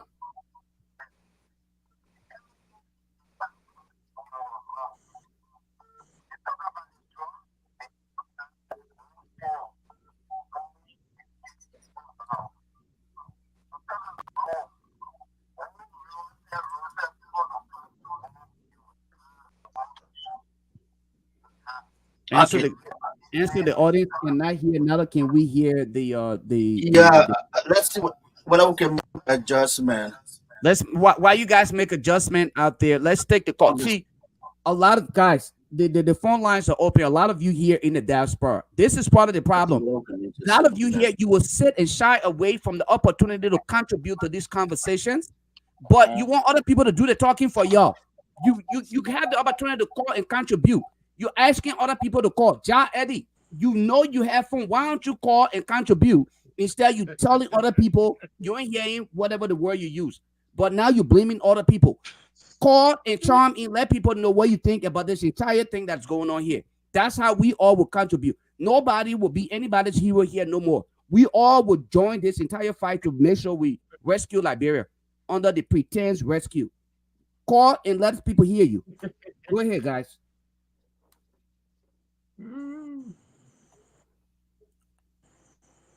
And so you got all kind of...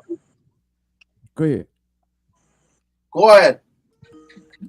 All right, we got a caller here. Let's take this caller here. Caller, your name and where you calling from. Let's hear from you. This is I'm calling from Riverside County. Riverside Pro from Riverside County. Let's hear from you, boss man. Man, thank you very much for the show, man. You guys are doing a great job. It is about trying to keep this rescue mission. We kind of like holding to their promises, Lofa. Rice is Liberia's staple food. And we know what has happened to this country in the past. These kind of shortages of rice. And these people, they made so much promises, and there is nothing authentic that this government has done. There is nothing I can point to And nobody should tell me about war economic crime court because it's still in its infancy stage. Nothing has been done. We don't even know how far it's going to go. These people, they fool the Liberian people. They fool the people, and the people need to know. Through all Liberia everywhere, Liberians in the diaspora, they made a big mistake. There were a lot of red flags. There were a lot of signs. There were a lot of indications. There were, looks like you said, they have choices. There were alternatives. You have Clarence Moneyback. You have Alexander Cummings. You have other people. Despite of everything they know about this old man, his failure in public service, he sold this old man to the Liberian people. And he's a complete disaster. This rescue mission is the most disastrous rescue mission I've ever seen in my life. Thank you. This country is going downward. So people need to speak out. We need to speak out. We cannot let them fly away with it. Thank you for having me. Thank you, Reverend. Caller from 701 last 4 is 0107. Your name and where you calling from. Let's hear from you. Lofa, this is Rusty Singh. Rusty Singh. North Dakota. Let's hear from you. Yeah.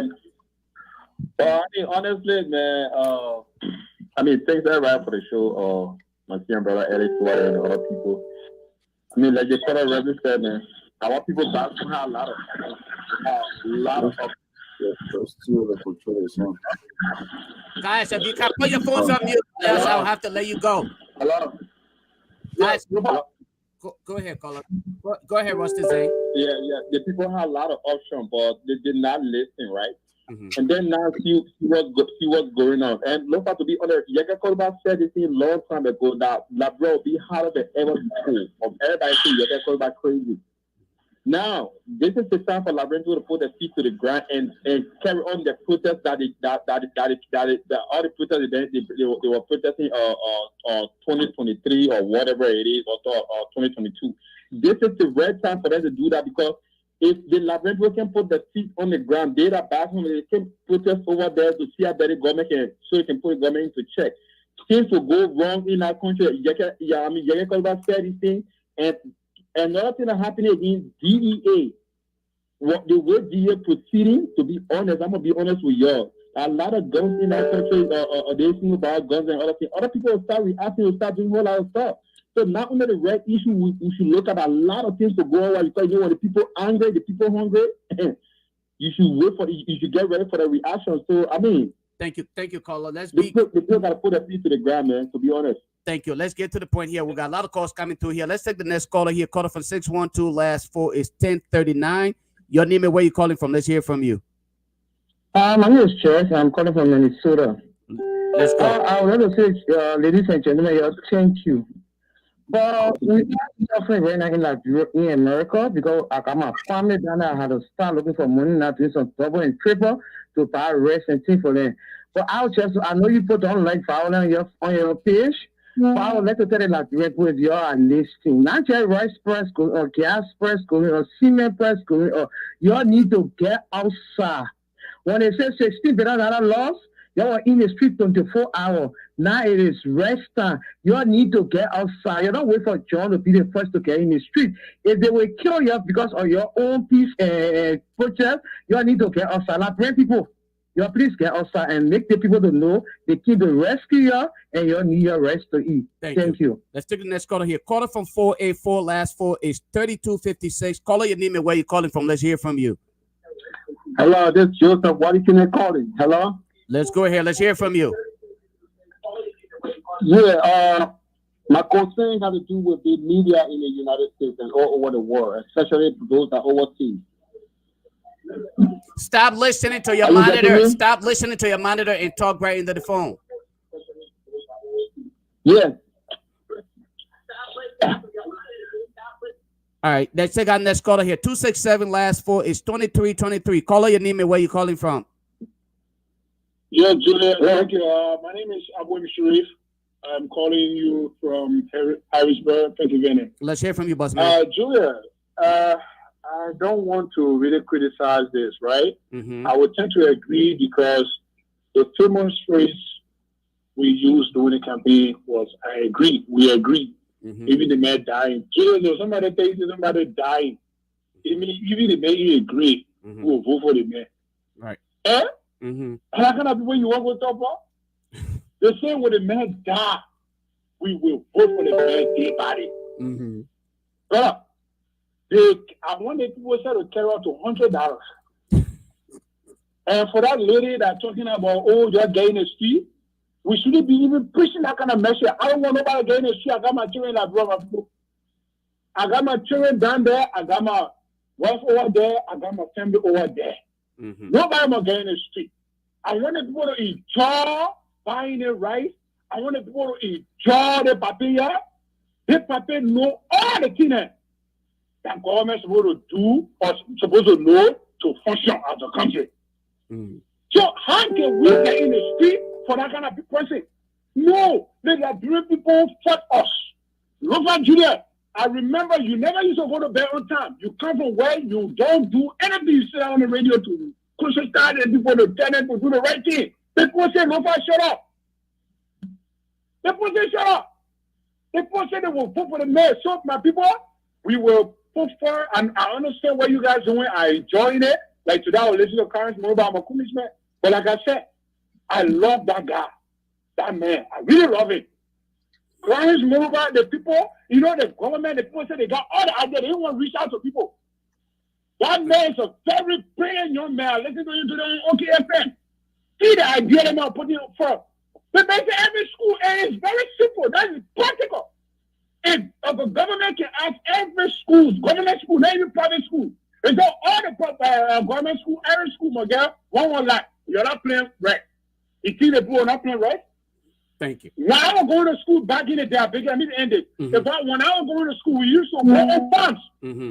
We used to have principal farms who would go and break and make huge farms for the principals and rent and everything. Can you imagine that?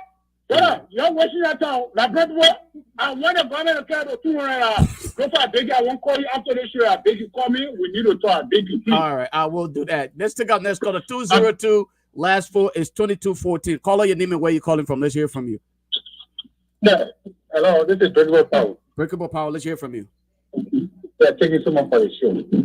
I'm brother in early June. When you come on the show and you see people discussing issues, even when you debate with them, you can't come and say, I debate with you guys. Make a point and let it come out. If all those things are going to say, I'm going to say things better. They won't want to come on the money. I debate with them. The issue is the price of rice is increasing all over around the world. No, not different from Liberia. The issue, when government say, okay, since this rice is increasing all around the world, let's do it like this for short term. At least to make our people to buy it. It doesn't mean that they didn't know what they're doing. The solution is you know, find a long-term solution. But if you say develop with them, they say people know that it's rice all around the world is expensive. That's why they try to bring up a price to even with the people price in the country. And secondly, look, great quality people used to win election is difficult for them. We are not saying it's not happening all around the world, the prices are not going up. They stay in a campaign, feel better outside the country. We let are suffering. Look, I listen to the president talking about the Ukraine war. The Ukraine war was not any war that they were measuring. They said, but we are not knowing what you're doing. But they were not know book. You don't even know how to go. So you already not having that country, they not get press control, they allow people to just say anyway one say. Does that mean that the person he just said as an energy, he just said it. Person in the country does not mean when going on is the president responsibility. The only thing person need to do to find solution to equal the people. Even in America here, gas price, one area, one community, please gas price there, they don't pass it. Does that mean the president is responsible? But if you make it a politics and you get in power now, and the team make out of politics, you have to fight it. That's what I'm saying. Thank you. We said the thing is happening around the world. It not mean that the government not capable of doing it. But if you make a politics, and we can't continue now, in less than 3 months or 5 months, this is increasing. And Larry just said it. That one is very price. The price, the rate in the country is increasing. That's what I was going to say. Thank you for the show. Thank you. Caller from 609, last four is 0724. Caller, your name and where you calling from. Let's hear from you. Good afternoon, Lofa Julius, and good afternoon to all of the panelists and analysts on the studio today. Great show, guys. My name is Abraham Conner, calling from the great state of New Jersey. Let me take this time to commend your effort, and I know collectively we are trying to make Liberia better. The enormity of sacrifices you guys are making was commendation, man. But hey, real quick, the topic under discussion is paramount to the survival of Liberia. This is a national security problem. I know people might look at it from all perspectives, but indeed it is a national security problem, especially for those that live in the era of the 1979 West Riot. I mean, it's like deja vu. People got to be careful. You know, I listened to some of the panelists, primarily my dear brother Alex, and he talked about what the solution to the problem. The immediate solution is to see how best the people can survive the availability of rice on the market. You talk about growth, Alice, it's a long-term position. Are you? You got to factor in the consumption rate of rice, and this is the staple food of the country. So what can you do to stabilize it right now, and then look at the long term? But the long-term solution is not even on the radar of this particular government. Case in point, Alice, look at the allocation I made in the recent budget. Agriculture is one of the least things on our budget. And then with the revisited budget that President Walker just signed, they allocated almost 43 million or whatever it is amount that it allowed me to increase on that budget for it to be controlled by list for developmental purposes. Why couldn't they allocate that money to agriculture? You have an agriculture president, quote unquote. What happened with that? But it's not a priority. So to sit there talking about long term is not going to remedy the situation. And we are on the threshold part, and I think it needs to be factored in by the government. I know we have a lot to talk, but let me not take all of the time, guys. Thank you. But if you cannot allocate budgetarily and agriculture be a priority, we're going to be in this quagmire for a very long time. But thank you, guys. Thank you, Abraham. We'll take this last caller, and then we will shut the phone lines here, and then we'll go back home. Caller, your name and where you calling from. 484, last 4 is 3256. Your name and where you calling from. Let's hear from you. Hello, caller, are you with us? Yes. All right. That caller, let's take this caller on the WhatsApp line. Caller, go ahead. Your name and where you calling from. Yes, I'm patriotic Liberian, calling from the Green Coast. Mr. Patriotic Liberian, what's your name? Frank. Frank. All right, go ahead. Go ahead, Frank. Great show, great topic tonight. Thanks to Ellis Jones and the rest of the team. Actually, we will be licking ice cream to think that from the rescue mission would have done any better for this country, saying that the same old people from the Malanseli regime, they are topping ranks within the rescue mission. So we saw this coming.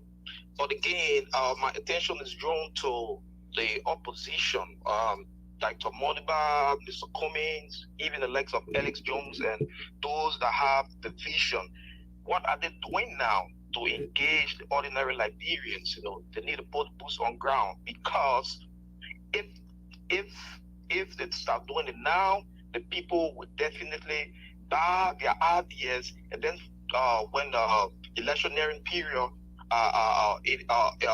is on, they will be able to vote people with the mindset of transforming our nation. If you go to other countries like Sierra Leone, Ghana, or those that are Ghana that practicing democracy like us, you find opposition engaged in the community, telling them, selling their ideas. They should not just wait for election time before they come up with their platform and saying, look, we can do this for our country. But actually, right is a political commodity, and no government should actually joke with it. Other prices are going up, but when rice prices go up, it touches the soul of the ordinary Liberians. Thank you. This is not only about UPAs or sedition or whatever it is.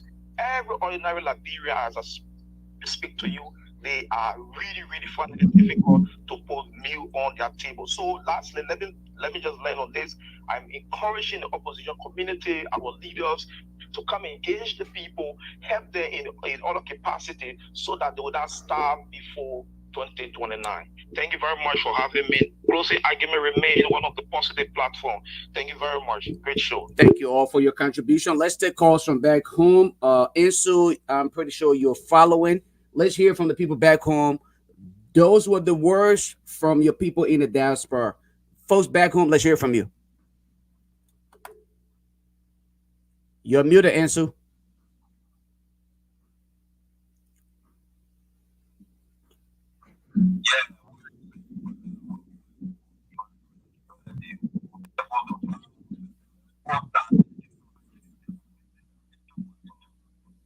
You said where you come from?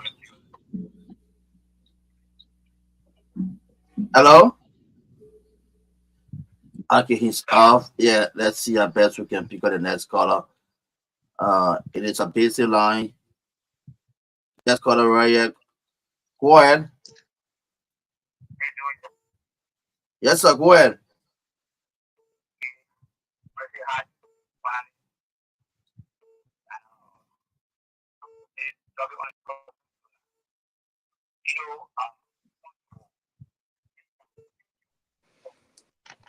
Also, we're not hearing the callers.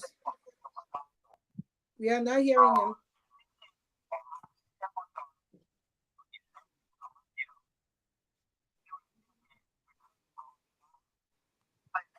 Yeah, they're not audible. Let's not waste time. Let's not waste time. You need to get it together and then we can come back to you again. Are you pronouncing getting them?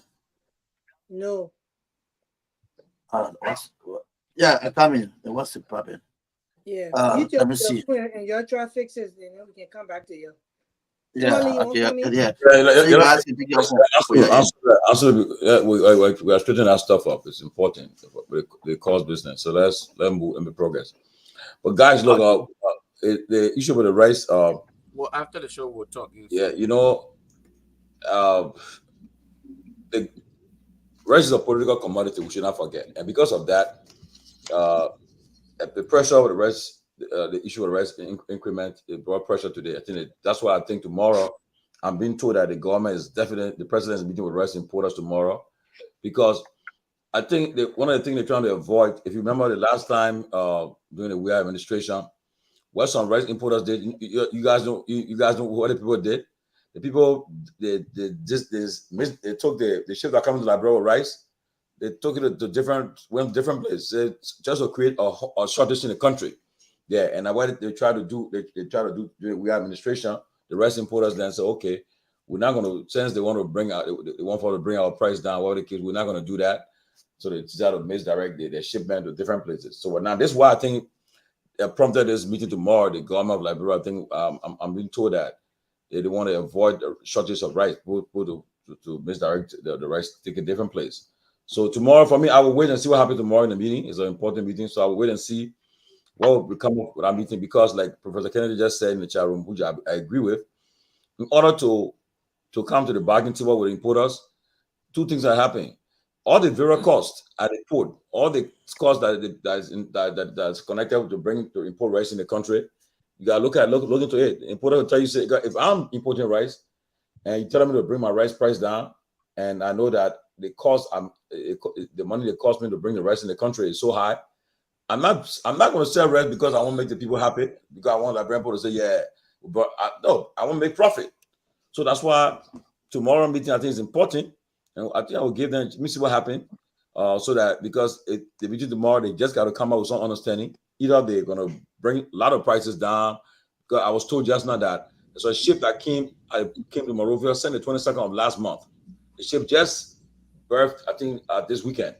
So I mean, the ship be on the water there with rice, but it could just berth there because of to the port to do the delivery, to drop the rice up, and they're expecting another ship coming.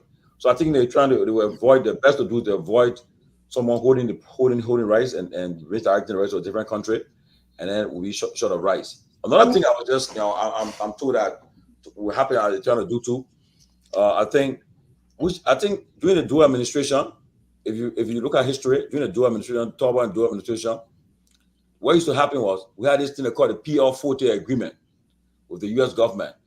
So now the government Liberia always had rice in the country. So whether you're a rice importer, whatever the case, if the importers then rice is not in the market, Liberian government will have rice to supply the market. I think that one of the things I think all be they are looking at because I mean, until we can get the agricultural thing done, I mean, look at the budget. The budget only 1 million were put in agriculture. Okay. And I was and imagine if we are serious to grow our own food, we'll see it. But the budget you just saw is completely different. It's not something that people are going to take serious if you want to take care of rice. So our end is a political commodity, and tomorrow meeting with the president and rice importers and the minister of commerce and all those involved. I wait and see what happens on that meeting, but it's not an easy thing because during early administration, the same thing happened. We have the same thing happen. At the end of the day, that issue about rice cartel exists. It exists until that cartel is broken. We all have that kind of problem. So maybe the Liberian people will make some noise and that cartel will be broken again. Tomorrow will be another patch, and then they all take the picture, the photo ops.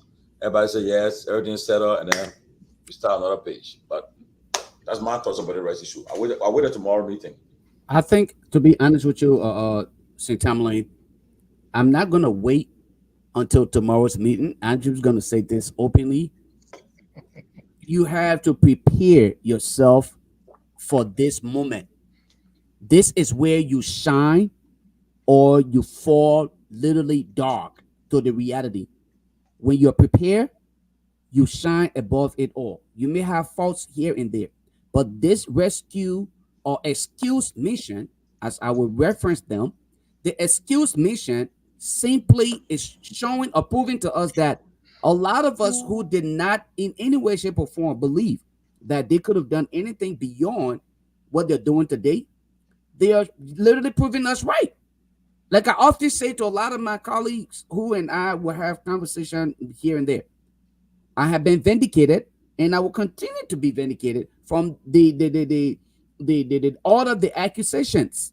Look, the fact that you're reacting proves exactly what we talked about. They are being the definition of reactionaries.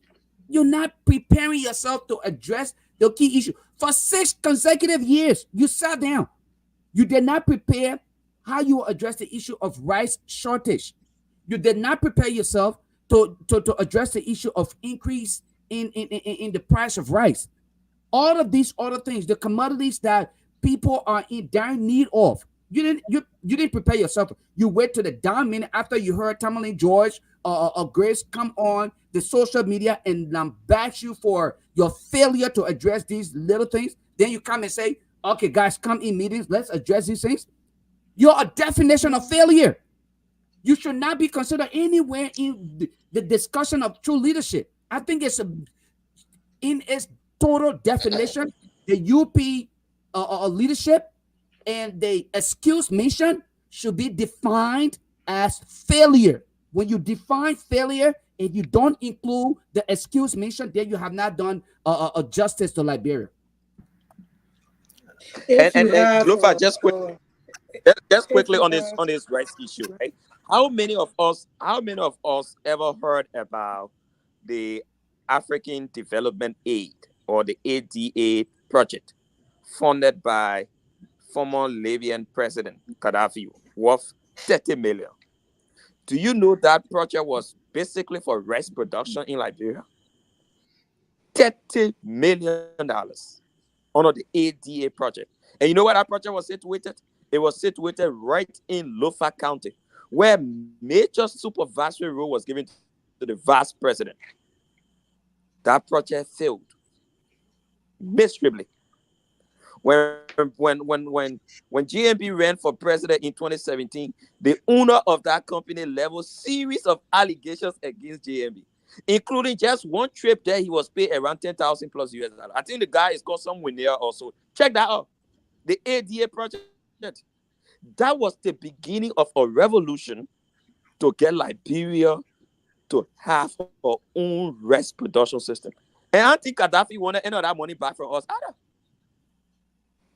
But that money went in thin air right in this country and right in Lofa. The remnants are there today. All materials, all trucks, all. I think somebody sent me some picture of that things stuff. that are left there. 30 million. But yet they say Joseph Walker is the guru of agriculture. That's what the people say. When the people were talking during the election that you need to change your direction, they said no, they were going to vote for the paper. They agree. And then somebody, one of the callers, and said that, oh, you know, Yeke Koniba said it before. I think that was my brother, he said it before. Or no, I think it was the other guy. He said it before, and that the country will be high and this and that. Yeke Koniba does not have the moral rectitude to kind of tell anything like that, because Yeke Koniba was one of the people that made the people to vote Joseph Walker into power. Thank you. So we don't want to hear them come and say this again, because they knew. They saw the demon in the night coming, and they saw it. They said no, they were going to open the doors no matter what. So you can't tell us we don't want to listen to people that want our people to push power. What we want is that you all know now that Joseph Walker, who claimed to be the agriculture guru, is not. You can't be the agriculture guru and put $20 million in your budget for agriculture in the country, knowing well that agriculture will benefit like we're in the normal. Every other candidate has said this thing. The people have did the feasibility study. They're saying it to Liberians. Our soil is very rich. We need to invest into our soil. And that now, rice price is about to go up. I mean, there's fluctuation in rice prices in the world. But Joseph Walker government told the people he was going to come to make sure that the people don't fall under too much, a struggle when it came to this thing. He said, you cannot give a man's job to a boy. That we are calling now, he a man, we expect him to do his job. That the reason why we told the Liberian people to vote somebody that will come. Yeah, they gave all the men and it look like he won't tend to go. They say once a man and twice a child, he's going back to a child. Yeah, because we getting the job now, he behaving like a child on the job. So we are saying that we hope that Liberian people will be wise at this time. Because it comes another 6 years, we don't know whether, for me, I know I will be living until I reach 125. But am I going to be here on the platform trying to talk again to enlighten the Liberian people? I might not, because I'm tired. You know, and we want you to really look at things. Liberians always like to live in the now. They don't think about their future. And it's destroying our country. The commerce minister, he told us that he know how to do anything about this. He cannot do anything. The way he spoke, I don't know, Julius was playing the video, but he didn't come. The man said he have the cartel. There is nothing he can do about it. So remove him and put somebody who can do something. It wasn't Lofa though. It was actually the audio they had over there before they came to rescue you guys. That's how much of a bad audio they had. So yeah, you can't do the job. Employment are not by force. The president can fire you by will and he wants. There is no you can't do the job. He remove you and say you can't do anything. Remove him and put somebody there who will be able to do something for the Liberian people. That's what the people voted for you for. You know, we are not going. We are continuing this talking, and somebody was saying, oh, you know, the opposition leaders are not talking. That's what Muniba is talking. That's what Muniba on OKFM. I think today, go on OKFM, listen to the show he was on. He's talking. He was just in Front Page Africa day before yesterday. He is speaking out. The 100 days, Mr. Cummings and a group of other political leaders came and they spoke. The people cannot continue, although they're supposed to speak, but like when people, you need to open your eyes now. You need to find a way to make sure that you send a petition to this man that you need rice price to not go up. Because the rice price, when it go up, it's not going to come back down. They're just going to push it before you look, like when people forget it. But for rice business, the poor had to forget that one. Rice business is not easy. I remember I said I was there that time. It's not easy business in our country when it comes to rice. Even us here, sometimes when we eat rice all day, we eat every other day. Say, I eat all day today. Because you feel like eating rice. It's our staple food. You have to do something, Mr. President. You have to. So, guys, look at you guys said, why are they always waiting for the mess to take place before they go into meeting? Why don't prevent the mess before for it to not happen? Why are you going into a meeting now? You calling people? Why you didn't fix it before it came to this stage? It's better you fix something before it comes to the dire stage than for you to already dying. Then you say you come to come fix it. Because so the government is not prepared This government was never prepared. We told her to put people who will get the ground running with people who got the criteria and the credentials and the experience and they had the strength to push that growth forward. I said no. Ben Sanvee said the papa in coma. We were resuscitate him. He need to wake up because he has to do something for that. You will do it. So let me progress because honestly, that one election history now. We're not election over now, so we not past that election time. Right now, Liberian people. We're reminded. Yeah, Liberian people want to work and they made a choice now and see what we're in. But at the end of the day, honestly, the rest problem got to be resolved. So I think the best thing they're doing tomorrow, as I say again, let me progress on another because we let's hear what will happen tomorrow. Maybe till tomorrow. All the president did it. The president said he did it. We had put us. So let's hear what happens tomorrow with President Bugger and his input us. Yeah, because at the end of the day, two teams understand. The people that bring in rice, they gotta make their profit. So it's not a matter of bringing the rice president. I got made a profit. If the people pay all the money to bring the rice, like to bring that thing the rice to the country, they pay all the fees they pay. They have to take it from there. Then when they bring it now, they supply the market. People too got to put the people who buy them and sell it too got to make a profit too. So all the things I look at. So let's see what's happening tomorrow. But when you open it up to free market, a lot of people are getting the rest, but then the price will go down because of the competition. Well, I mean, that's something now. That's something the other people can start to talk about pressure to do it. I'm sure now that we can get the minister to come in. Then they come and ask us what they can open the market to make a free market. We'll answer that question. But guys, I say you want to talk on the ratio, but we're gonna make another progress. Like I saw topic, right? Yeah, let me say this. The people in the so he already finished with all the talking about the rest now from articles. So no, but it's not. Yeah, so you want to also go to the other subject? The guys want Robert, you want to say something before we go on the next topic? No, I will just add it to it. We can go to the next topic, and I'll just add what I want to say. Yeah, what the next thing? What the next issue? What ensue or what yeah, so the next issue had to do with this one capital group of companies. One capital group of companies that seem to be making a lot of headway at the Liberia Water and Sewer Company. It seems they sourcing thing, and no objection from how you call the PPCC is becoming an issue. You know, the last time we had the Minister of Public Works on the show, that issue came up, and Mr. Gonglo raised that issue for 2 days. Why did we give 9 companies sourcing? Why did we give 9 companies no objection? And I think the Minister of Public Works said because of emergency. It seems like everybody is riding on this emergency and just outsourcing things to one group of people. So what's happening at the Water and Sewer is that this company called One Capital Group of Companies. In fact, when you check the article incorporation, which I also sent to you, Lofa, when you check the article, their business registration document, you will notice that they are basically into retail sale of scraps and waste material. Oh, scraps and waste material. Yes, but this company was giving a 55,000 contract. How much money? In the chemicals that they use. 55,000. To bring in a chemical that is used for water supply to Monrovia. And only then. And so it made it appear like it was an emergency. So that more Ali went so more awarded them. And more wrote the PPCC to justify to the PPCC why they needed no objection. But then the article incorporation for this company I don't know how in the world we're giving these contracts to people that the article incorporation or their business registration document totally come in conflict with what they should actually be doing. It's almost like for you to look at the man is a carpenter, but you're giving the man contract for petroleum products.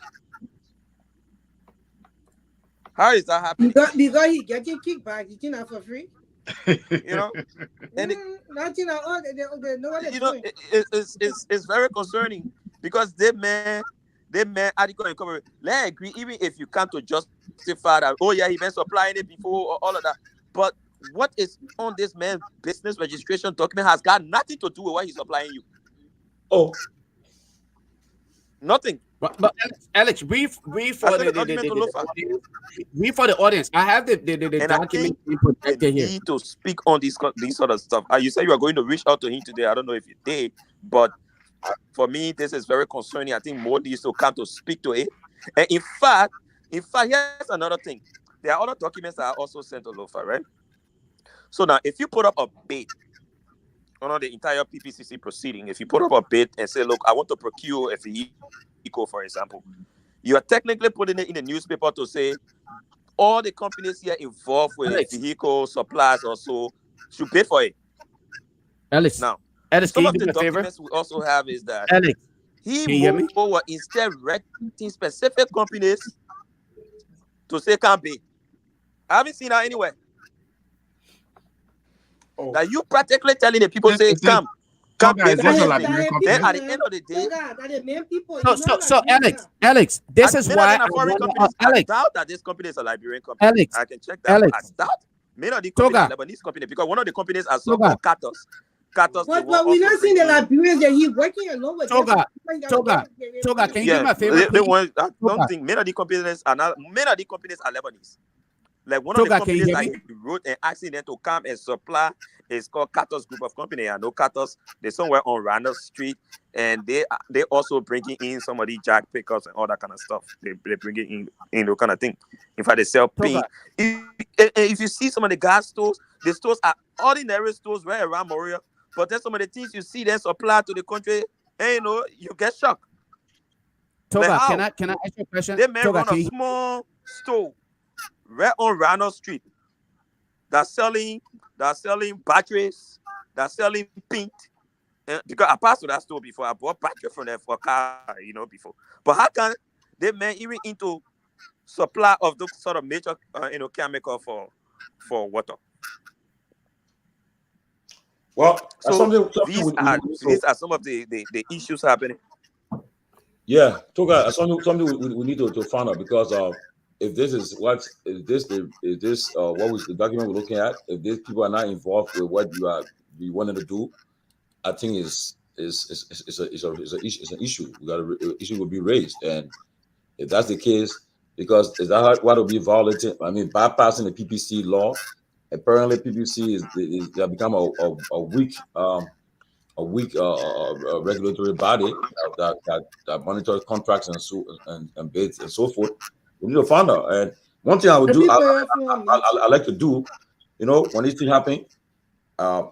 Okay, I just got her number, but you can go on. Let me call the WL boss while you continue the show. I will come back. Let me come in down, please. So basically, Robert, give me a second, please. Give me one split second. Robert, you are muted. I want to go back. I want to go to Toga here really quick. I want to ask something about the document he referenced because all the document he sent me here, I want him to just elaborate on one specific document, that the document regarding their business registration, right? Toga, you said they have a listed resources, all right, or whatever they do in Liberia, but we see on the document. Can you hear me? Toga, can you hear me? I don't think he can hear you, my brother. Go ahead, Robert. Go ahead. Go ahead. We're not hearing you. We're not hearing you, Robert. Right. Robert, go ahead. Robert, go ahead.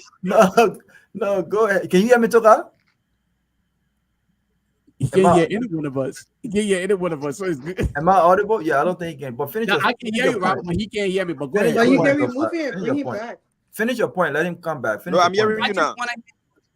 I just wanted him to highlight few things because you mean Robert? No, Lofa was making a point to the document, so let him conclude. Can you hear me, Toga? Toga, you really ugly that Joseph Boagada. No, you hearing me? Robert, go ahead. At least he can hear you. You communicate with him. So I will say what I want to say to you, and then you just tell him what. Alice, you hearing me? I want to say conclude. I want to say conclude. We can hear you, Toga. Okay, so because I'm not getting you. I'm not getting sorry. Robert, go ahead, bro. Go ahead. Sorry. All I was going to say about so I can go ahead, right? No, let allow Robert to go ahead, and then Alex, Robert will give you the authorization to come on. So I think Toga, if you can hear me, there you go. I think he has to go in and come back. But I'm smarting, right? It's not funny, right? But I'm just here in hindsight, just smarting because people. I'm not surprised at what is uncovering yet. I'm really not, because and this is not, campaign is over, right? And we all will concur that, and we said this on many occasions, that campaign is one thing, governing is another thing, right? But what is so funny to me is that everything about CDC, when it came to the war preparedness, preparation, there were many questions about, was CDC prepared for governance, by the very people who saw this or market this experience, that they were so experienced, they understood governance better than anyone in Liberia. In fact, Joseph Boakai, in one of his interview in June, indicated that no one in the entire country understood how to get the agriculture sector flourishing again than him. He said, and I quote, "I'm the only one in Liberia who understands the agriculture sector. No one does better than I do." And I believe he was talking about his experience as former agriculture minister. For what has occurred today and what we are seeing today paints a whole different picture. In fact, it depicts the opposite of whether or not he's the least who understands agriculture or he's the best guy who understands the job. The evidence are, yeah. I mean, talk is cheap. And then we're talking about what's happening with this group of companies. The fact that they are registered under a whole different service, they're providing different service, and then they are contract for a different service. The fact that there's a possibility that they might be violating the PPC, CC regulations. All of these things points to what we talked about during the campaign. That's the Unity Party under Ellen Johnson Sirleaf had enough time to fix some of the brokenness of our country. Joseph Boakai is actually displaying a parked car that he said he was of over 12 years. Everything that is happening right now seems like the engine is completely off and the car is parked. And if the car is moving, the question is, who's driving that car? Who's actually the driver? Who's the operator of that vehicle? Because it seems like there's no operator. The engine is running. We're either wasting gas for nothing, or we need to turn it off and reappoint a new operator. But this is what we find ourselves right now. This government seems to be a joke. And it's sad to say, but this is the reality. They understood the right crisis under George Weah. They criticized it heavily. So you would have thought that they had a plan in their arrest. You would have thought they had a plan in their arrest to address this issue. So what was arrest about then? If there are no plans to address this issue on day one, what was arrest about? So it's just funny that you have the most qualified people in government today, but yet it's still we're experiencing worse than what we experienced 3 months ago. Rice is more expensive than 3 months ago. I asked the question, I will close on this note. Are we better off than we were 90 days ago, 100 days ago? When it comes to the price of gasoline in the country, when it comes to the distribution of electricity, when it comes to the rule of law, when it comes to corruption, when it comes to leadership by example, are we better off than we were 100 days ago? I guess every Liberian can answer that question for themselves. Let's hear from Grace, and then we'll go to Alex and then Toga. I will try to give my time to Alex, but just that like Joseph Boakai said, I should think like bro. Or what you said? Let me jump. Go. I wrote it down. Think like bro. Love Liberia and build Liberia. Love They will be Liberia and thinking build Liberia. that thinking y'all with me on for the next 6 years. You'll be thinking Liberia for the next 6 years because when the Christmas will be good, we will see it from the eve. Right now, things are looking good. I am so I'm sorry for the poor people because I actually got to Liberia engage most of the people that live in the rural area. People are already suffering in our country. It's very serious. The people are suffering. Do you think the people in Monrovia are suffering? But when you go in the rural part of Liberia, you will be in shock. These people are going. I mean, they are. It's abject poverty. It's bad. For this man to come and all these things happening, it just disappoint us. Or those of us not disappointed because we never put our trust in the whole thing. But for majority of our brothers and sisters, our family members, to have fought this hard fight for this man to get in power just because all of them were just greedy. They were not fighting. They were fighting because what they wanted to get in to be a part of, and what they could get from it. And look at all these things that is saying now that Toga brought out here, but Mo Ali. You were talking on platforms, and then you're telling people now to pay. You're calling your own people to pay. So what difference are you from the real people that you were talking against? What different? You're now looking for money. That 55,000 that was given to that particular company. Who know whether they're getting 55,000 just on paper? Maybe you took your own 20,000, but they're getting the money, the rest of the money, and you're getting the contract. It's not fair to our people. You are cheat. How do you go to bed at night? Call somebody and say again, say what Grace said or not right, because you always do that. This is ridiculous. Y'all came and y'all talk, all your beans was standing, and y'all were yelling and screaming here and on social media for months, just for you to get back and start doing the same thing in broad daylight, just few months into the main presidency. Few months into it, shame on all of you. Toka, you can go ahead. But Alex. Grace, when Dr. Moneyba is going to come on the show, and seriously, to explain his policy. No, it will be good. I think. You want to face off with your competitor? I will send a message to him. Yes, I want to face off my competitor. No, let me tell you something, okay? I want to stick to the rice thing a little bit because I think the other one is just nonsense. You're not registered for something and you go and get money for it, and you got all the regulatory agency in Liberia, the ministry. I don't understand how that can be possible. I want to stick to the rice thing one thing. Look, not everybody supposed to be leading a country. Okay? That's the mistake people make in Liberia. That they just feel because I have popularity or I can talk or I can, Look, leadership is a very difficult thing. If you go all the way back to ancient time, the people who were prepared to lead, whether it was in Greece or in Egypt, even the pharaohs, they were trained in the art of leadership. They were trained in science, literature, politics, ethics, all these things for dozens of years. They were tested in the battle.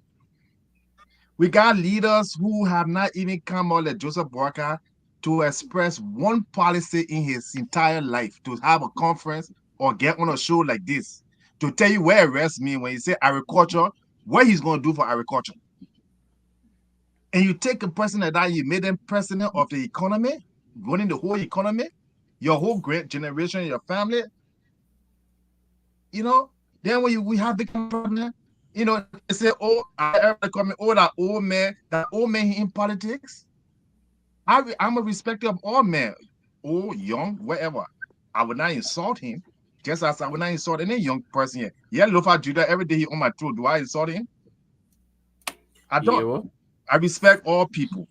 But when it comes to leadership, all right, we cannot set an exception for a rule and say, okay, when George Weah don't perform his job, we're supposed to go at him and we're supposed to hold him accountable. But when Joseph Boakai does it, then we're supposed to say, oh, that old man. We're not saying anything about it. Well, so it's a joke. Let me tell you something. Liberia cannot produce rice at an efficient level. Look, any politician come out here and tell you, say, oh, we'll grow food. Now, who's going to manage it? Eugene Pagon? Can I interrupt? Yes, people here, the agriculture bank. Hold on here. I know I'm going to start hold on a little bit. Hold on here. You had the agriculture bank in Liberia. Chris, God, let him land. Let me land. Because that bring people, they enjoy politician lying to them. Wherever they 1 year, now everybody, all the politicians will be jumping. Oh yeah, we cannot produce food efficiently in Liberia. We don't have the management skills. We don't have the technical skills. We don't. Don't let nobody catch you. All right. Let me tell you something. There are 2 countries in the world that produce rice efficiently in the world: China, India, and other small countries like Sri Lanka, Bangladesh, Vietnam, Thailand. Okay. So even in the UK, that where they import rice from, because these people can do it better. If they can do it at that price, you think Liberia that ain't even produce, they can't even produce cassava. They can't even hash chicken egg. We gotta import chicken egg, onions, and pepper. That eating rice manufacturing at some small scale, yeah, you can go take people with cutlass and say let's produce rice. It's not possible. We don't have the skills. So the company that produced that rice, let me give La Prempo little information. It's called K Arabia, okay, Kashram Bihari Limited. That company started producing rice since 1889. In 1970, when they started exporting rice around the world, it's traded on the New York Stock Exchange, and they make around what? They produce almost $670 million in revenue. That's a company that where you start producing rice in Liberia, where Eugene Fagon and Mo Ali there will be able to. Don't waste the people money. Let me tell you the solution, as I promised to say. Okay? Because we got a lot of idiocy in Liberia. And Dr. Moniba touched on it a little bit. Okay? I was looking at his policy. And one of the things he said was low interest rate. Rice prices is going to go up regardless. But he said, yeah, institute low interest long-term loans assistance program tailored to SME, farmers, and cooperative. That's your answer. Liberia current interest rate 20%. Even if you're producing rice in Liberia, so you pay the 20% to borrow the money, how much are you going to sell it for? In there, like 2% for interest. So it doesn't make any sense. And I think about subsidizing rice and all that kind of stuff. You have to drive interest rate down. And the people who need to drive interest rate down is your central bank. Ain't got nothing to do with the president. Ain't got nothing to do with, politics. Who runs it? Can I This current? I'm begging you 1 second, please. I really So the politician when I can't lie to you and tell you, because now everybody will be again. You see, I hate defending this government because they're useless. They can't even defend themselves. They don't even know that rice prices internationally is up. Right. They're so ignorant. Yeah. Toka, hold on 1 second. All right. So I just want to ask this question, right? When Alex, in his closing statement, it sounded to me like he really just contradicted himself when he said to reduce the interest on loans so that people can use that in order to invest in agriculture and other things. Because at the end of the day, the reason for which you're investing in agriculture is to be self-sufficient. That is the idea. The idea is not, let me link, when you're talking like protecting you. The idea here is not to overnight compete with those who were doing it for the past centuries, but it's to put yourself on the right trajectory to gradually get to that position where you can compete with them. It's not going to be an overnight event. It is process, and as you gradually work your way there, you can become self-sufficient. And I think that is what you cannot. That is, yes, you can. Let me respond to you, and I will turn it over. Okay. Let me respond because that's a big error. There's something in economics. You're on dialogue. Other get involved. Let make this. Can I just respond because he's contradicting what I'm saying? I don't want you to leave here with Alex, you're taking us backward. Right. We should be going forward. I mean, the thing is, we're already heading to something else when you came back to the same rest issue. The fact that, and I think the government is trying to be more reactive than proactive. And that's how all of them behave. That's how all of them behave. The last three governments do the same thing happened. That people are bombarding them. Doesn't make it right. But that's what I said. Sorry? It doesn't make it right. But again, so like we say again, Okay, how do you solve this Larry said problem? earlier, I think Larry said earlier, We're talking about the problem. You're not talking about the solution. What I'm telling you here is there's a solution to this problem. You are saying there can't even be a solution. From what I heard from you. No, I'm not saying that. I And said the was even solution telling you, is. Lofa was even telling you that there can be a solution. The solution doesn't have to happen immediately. It could be a gradual process. If you as a if you as a country even decide that every fiscal year you will put some money towards agricultural production, you will get there. Why you think 30 million you will not. invested by the ADA project? You know not. If we are grown over time over that 30 million given by the Libyan government and not squander it like the way it was done in Lofa, by the time we're going far with agriculture, by the time we're That's going what far, hypothesis. let people store the money there. And then you can. Alex, hold on one second. Let Robert come to. Let Robert come to and other come to. But Alex, you're basically saying that we cannot get there, right? You're emphatically saying this is not possible at all. So that's the question not what I'm is, saying, Robert. well, but the question then I want to ask you is, are you supporting government spending millions of dollars annually on subsidizing rice for the next 30 years?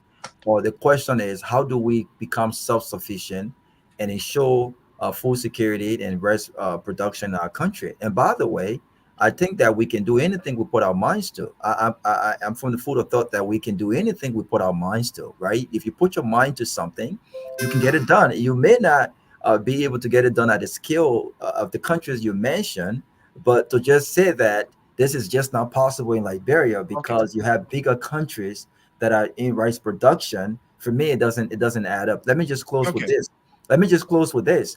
I believe that Liberia will be 177 years old come July 26, right? So I want you to, while you respond, I want you to factor this in. Do you think if we had serious government who understood the seriousness of rice and food security in our country, right? And we have started the process to the path of being self-sufficient with regards to feeding ourselves. Do you think that over 70 years or 100 years, do you think that in 2024 we'll be talking about importers and Lebanese and a few folks who import rice in the country, who don't eat rice, don't have to eat rice, will control the prices of rice in our country right now? Or do you think we'll have a competitive market? The answer from my perspective, I think yes. If we had started that path to get us on this self-sufficient food security, rice productivity in our country, I think that we'll be in a better place than we are now. And I think that if we start now, over the next 5 years, you'll see some drastic changes. Over the next 10, 15, 20 years, you will see some changes. So to just say it would not happen or this is not a solution, I disagree with it. I see where Alex solution. You have two solutions. The first government come and say we'll borrow money at a high cost and we'll give it to importers so that they can keep the rice at one. I'm telling you, say there's a flaw in our system because you're gonna keep taking money, good money, and giving it to a few people. The other solution here is let's grow food in Liberia where we can efficiently or we can produce our food, become self-sufficient. And I'm telling you, if India started in 1889, okay, and China in 60s and hundreds of years, and they are having difficulties even keeping rice produced at a certain price. What, 100 years from now before we get to that level? So the problem isn't the price of the rice going up. That's not the problem. The problem is people don't have income to afford it. Prices are going to go up whether you produce it locally or you buy it internationally. The problem here is because the interest rate in Liberia is so high, right? Even the importers who importing it, they pay a high cost to borrow money in Liberia. They're adding that to the price of wherever they sell it to. So if you reduce interest rate, you solve some of the problem. And the main solution here is you got to raise the people income. The last time I talked about giving people cash transfer, social services program, $100 to $50 to $100 every month. If you give somebody $100 a month, even if rice price go to $20, they are fine. Prices are going to go up whether you produce things locally or not. Lastly, let me say this: in Dubai, they That's don't grow rice in Dubai. That's a There's a communist book idea. called The Competitive. There's a book. Now, see, you've been listening to this politician too much. So you just buy everything. Not every country, listen, the average It's a that you communist in idea, America brother. is not You produced in put America. online and get it $100 every Look, month. Alex, Kidding but me? Dubai was a fishing village in the 19th century. It took about 10 years with Yeah, but $5 they're not trillion producing rice over there. years to They're build not that producing village. rice there. But We this whole don't idea have. that, but the idea that it will not work, period, is one that I don't agree What I'm with. saying is, That's grow a your part of the economy, mentality, though, Alex. grow your What economy, Robert is saying is, increase the living standard, hire people, and you will but not those have are a all rice part of the problem, whether process. it's but $20 those are or all $10. part of the That's process. the problem. Look, guys, let me comment, man. Look, I think I agree. I think I agree with what the problem is. We have not seen the commitment for any government. We have not Political will. seen that seriousness in any government, the willpower to help the people grow food. It has just been the rhetoric, that's why I call them high grade vlog government. That's what I call them. It has just been the rhetoric up there. Somebody said this, but you got an agriculture minister, a man who served as agriculture minister for many years, who worked at LPMC, Liberia Produce Marketing Corporation, who was the head for all those areas. He took over, and you still cannot find a solution. You came in with no plan. You know the rice price would have gone up. You came in with no plan. In less than 100 days, you are not carrying the price of rice up. And as Larry said earlier on the station, that's a security issue because if you take rice from Liberian people, they will take you out. They will take you out seriously. And you're starting this early on what you're doing. You're not seeing the commitment. We don't see the vision. We don't see anything that would lead to like bring in more food. You gave the importer lesson to a few group of people who will reward you there. You have a percentage in the rice that they're going to be importing and stuff like that. So because when you carry up, it worked for you. You get a percentage. Those jacket. At the carry up, they get percentage in it. That's how we have person in Mawani, and they were giving all the RPGs around here. As commerce minister, she was dividing all, and she can go person and boast that she's a millionaire. Buying properties, yeah. But boasting and say she's a millionaire and buying properties, it's because of all of that. They are not committed. They are not committed to bring the change. You can't say you're giving import license to just few group of people to bring rice in the country when there are other people who can do it. You could lie with your Lebanese friends and give them control. That was, I think it was a rapper who said this earlier, Toga. How can your stable food you gave it to the people who doesn't eat their stable food to be the major importer of the food? How can you do that? How can you give the Lebanese man that he will be the major importer of rice? Well, he doesn't care for rice. He doesn't eat rice. Also, what in Liberia, everything controlled. Your billing supply is Lebanese. The automobile is controlled by Lebanese. Electrical supply, a printing supply, everything is controlled by Lebanese. How can you build your country? And that's why we have not been able to really empower our people, but always put them in the back, like they don't know it, like they can't do it, because we want to now our Lebanese friends to get money and enjoy ourselves. And that's what we're seeing right here. A rescue team coming to power. Blah, all day, blah. Nothing will change. We'll go another 6 years. Our people will get on the street again and put another Vlad in power, and nothing going to change. And that's how the country going to end. Unfortunately. So Dr. Peabody, let me just say this, right? In defense of what Robert stated earlier. I hate to hear when people say we cannot do this, because it appears as though, especially for a candidate who is claiming that he wants to come and change things in Liberia and hopefully put us on the right trajectory, to openly say it is impossible for us to become self-sufficient in food production, it puts me in a position where I'm thinking to myself, how in the world is this young man even thinking? What is he thinking about? Because if you're honestly sincere to yourself, you will think in a much more innovative manner and say, look, while it is true that it is not going to be done overnight, and we understand that it is not going to be instantaneous, we can get this done, progress a step at a time. we can put ourselves, once we find ourselves with the right program and we are implementing the program accordingly, we can put, I would say, gradually we can become self-sufficient. Maybe not while you and I are still alive, but the possibility of this happening, all right, it's not something that we can simply just erase from the table. So to hear from a young man who wants to serve in that capacity as a leader to say no, because it's not possible. Get that makes I it give you an alternative, and you see that what you misconstruing me. I didn't say that. hold on, Alex. Make it impossible for us to achieve that. That's you why achieve that through low interest rates. Hold on, Alex. Hold on. Let me just lay on this, right? We can institute several mechanisms to make us or put us in a position where we are successful at being who we are or where we want to find ourselves. That includes what you suggested: lower the interest rate for farmers, or create programs that will encourage more farmers to come into, and not just farmers, but anybody else to want to be a part of the farming industry. Because if you're to look at the way things are happening today in Liberia, everybody wants to become a politician. I don't refer to them as politician because they feel like that is the easier way to gain wealth.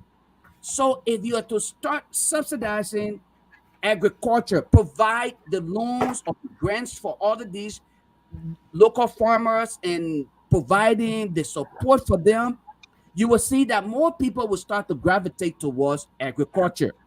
And we shouldn't have to only depend on rice. There will be other things that will be produced. So eventually, at some point in time, we will become self-sufficient. So we should not erase the possibility of it happening.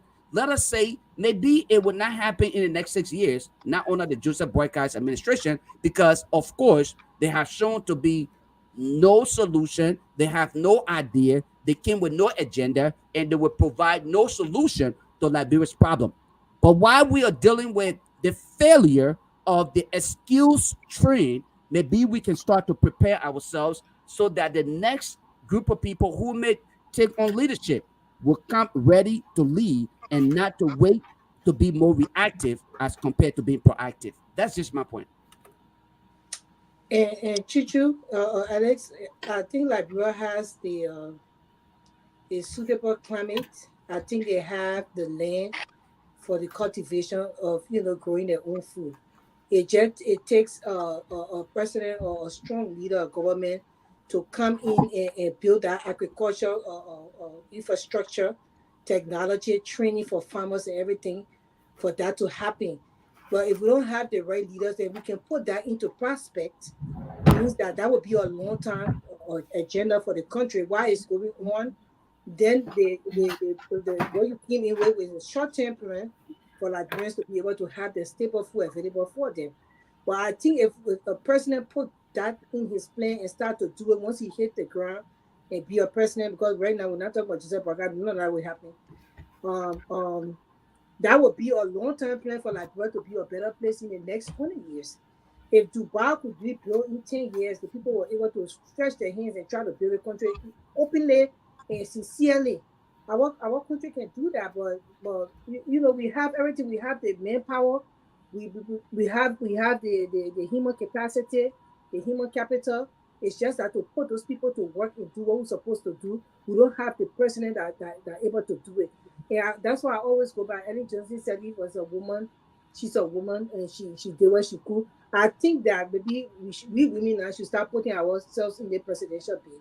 Seriously, because women, I think, can do way more better compared to what Ellen had done with all the other presidents that came to play.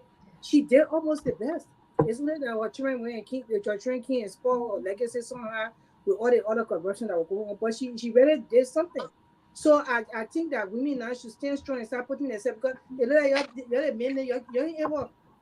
Yeah, seriously, how I feel now, because when we get Joe Howard Taylor, we get Yomble Kanga Lawrence. Thank you. I was about to name Yomble, especially Yomble. When it came to Liberia, we got Mandela Kupo. We trying to look at new set of women. We're not talking about Mandela Kupo bringing her Senegalese family boyfriend. They were in power, they get in position, they were able to go up to the hierarchy because they slept with somebody. We're not talking about women. We're talking about women who have no ties with none of that. and come into power and push their way and be able to do things for the country. They got women that women in this day and age. And that's why we want to happen, because we see now our men every time just talking. When they come there, they cannot put in for what they're supposed to do. And it's just it's kind of making some of us very discouraged. And that's the reason why some of us got behind a certain leader, and we're hoping that things will go forward for Liberia to be better, or else the women will start putting themselves in the bed. I keep on saying, other women. We're not talking about women who got there because they have boyfriend, they step on men, and how they put in there. Yeah, that seriously, we're talking about women who were come from nowhere and fight with their own power and be able to come and say, I take the mantle, I'm able to help Liberia with so things. So we talk about women that got there with marriage. We have no respect for those women. I said it. But somebody put a comment out there about the providing jobs. We keep ignoring that. We keep trying to push the problem away and find this magical solution. You don't provide jobs in Liberia for people, you will have these problems. And that's the least thing that any political leader want, or the president or the minister of finance want to discuss.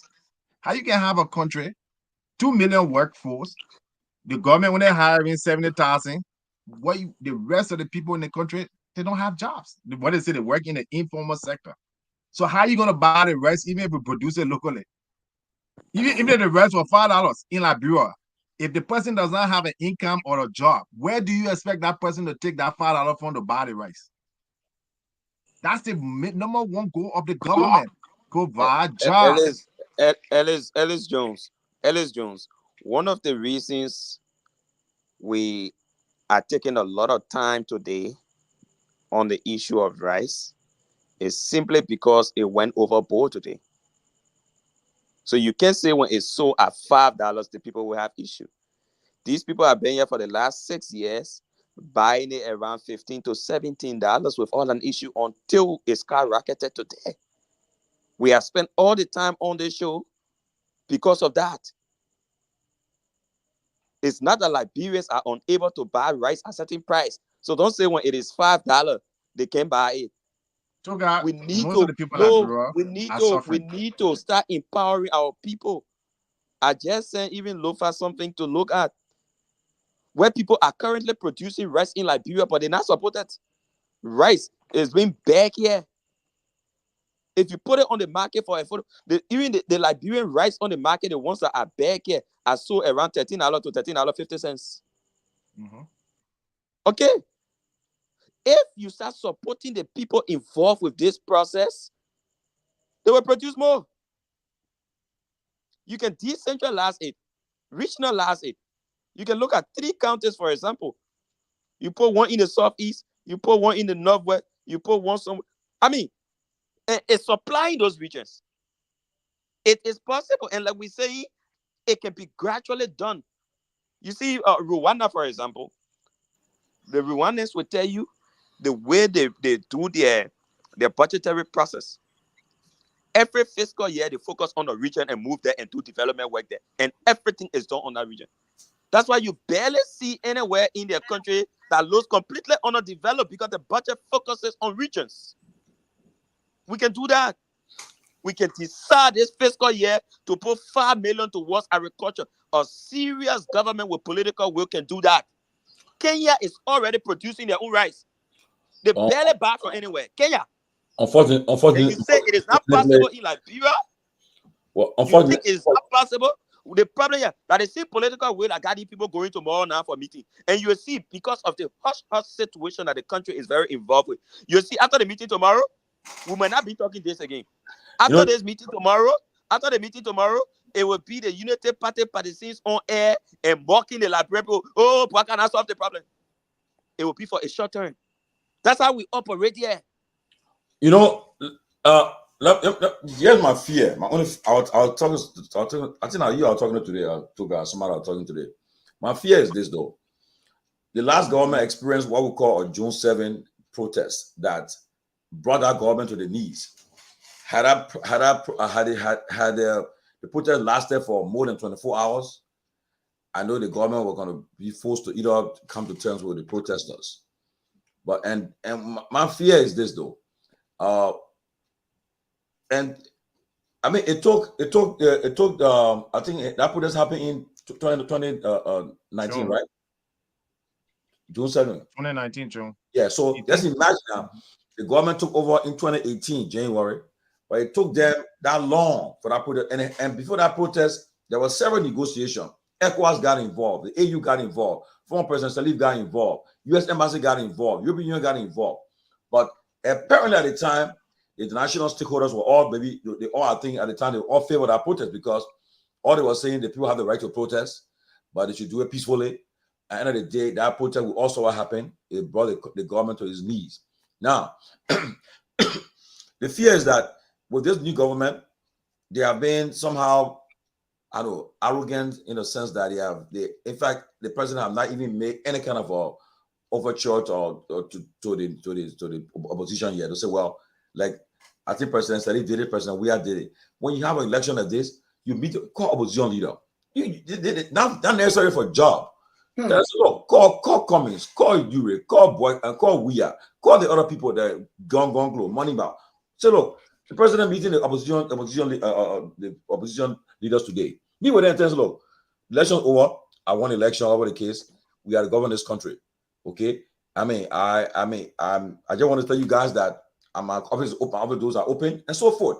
But nothing happened. All that thing happened is that they are being defensive and then trying to do the way something, go after people and for their jobs and all kinds of things happening. As a result, it is a protest announced tomorrow and planned, organized. What will happen? It will be very hard to negotiate. Well, who will negotiate with those who want to lead the protest when you cannot talk to the various leaders? So my fear is that they got to be mindful because the country is not going the right way. People are concerned about it. People are concerned. In fact, the rescue coalition already fractured. They fractured. I won't call name, but I talked to one rescue person this weekend, and the person was like, "Oh, the other thing like they say they watch our show all the time. They say that they're that thing already happening. You know, they were saying that thing, we're making fun, having fun about it, but it's serious thing happening. And tomorrow, for me, I'm saying again, let's move on because tomorrow the president will be like President Salif did, President Weah did. They met with the resting protocol on time came when they came from those meetings. They came on at the executive mansion. They had the photo ops.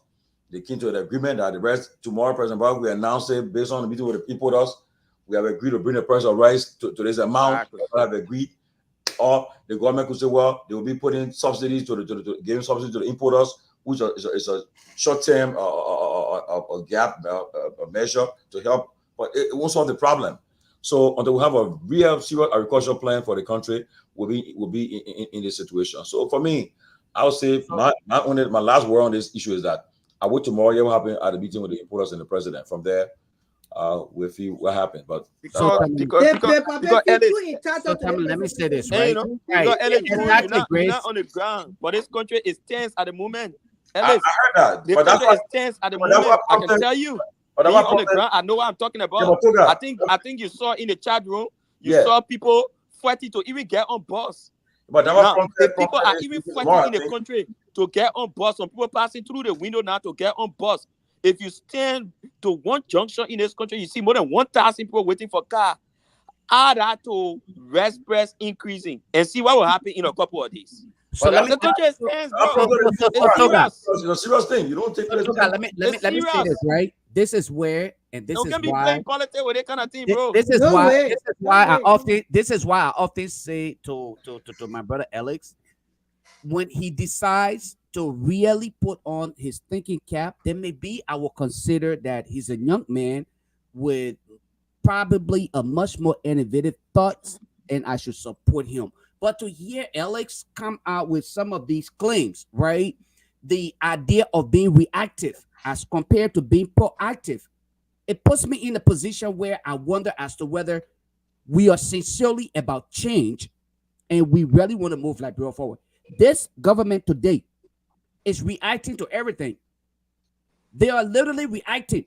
They are not being proactive. I dare anybody here to tell me this government came to power based on what they already had as an agenda item and they implemented that. It worked successfully with the exception of the War and Economic Crimes Court.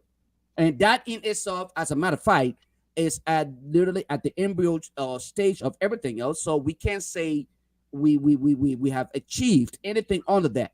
Other than that, they are reacting to everything. You ask them about all of the promises they made. You had 6 consecutive years to sit around, and as a matter of fact, why President Boycott today was relaxing and enjoying funds that were given to him from government's cover, he had the opportunity to put together ideas. Every time we were sitting on these various platforms, we were announcing the failure of the CDC government or the inability to implement to some extent. Those were opportunities for him and others to put together ideas. But guess what? They came with nothing. And when we say this, people think that we are targeting this man because of our individual disagreement. There is nothing about individual disagreement. It's about moving Liberia forward. If you're not prepared, get out the way. Let people who have ideas, let the Clarence Moneyback, let the Alexander Cummings, let the Chewan Gonglo and other people who already have the idea as to how they can transform Liberia, as to how they can put us on the right trajectory. Those are the people we want to see, not people who will be guessing. You listen to the likes of Mo Ali and other people who sincerely would not stand to compete in the real world when it comes to actual competition based on professionalism, experience, and everything else. But today, these are the people who are making decisions in Liberia, and you expect Liberia to move forward. This is not personal. It's about an entire country that is on her knees today, needing assistance. And the likes of Mo Ali, Patrick Hanak, and other people cannot put us on the right trajectory. I say this and I say it every time. These are not the people we want in government to move us forward. We want those who actually have the experience. Mo Ali doesn't have it. Boyka has the experience. That's why you got Boyka. So, well, let me say this. I mean, these were supposed to be the guys with the experience. Thank you.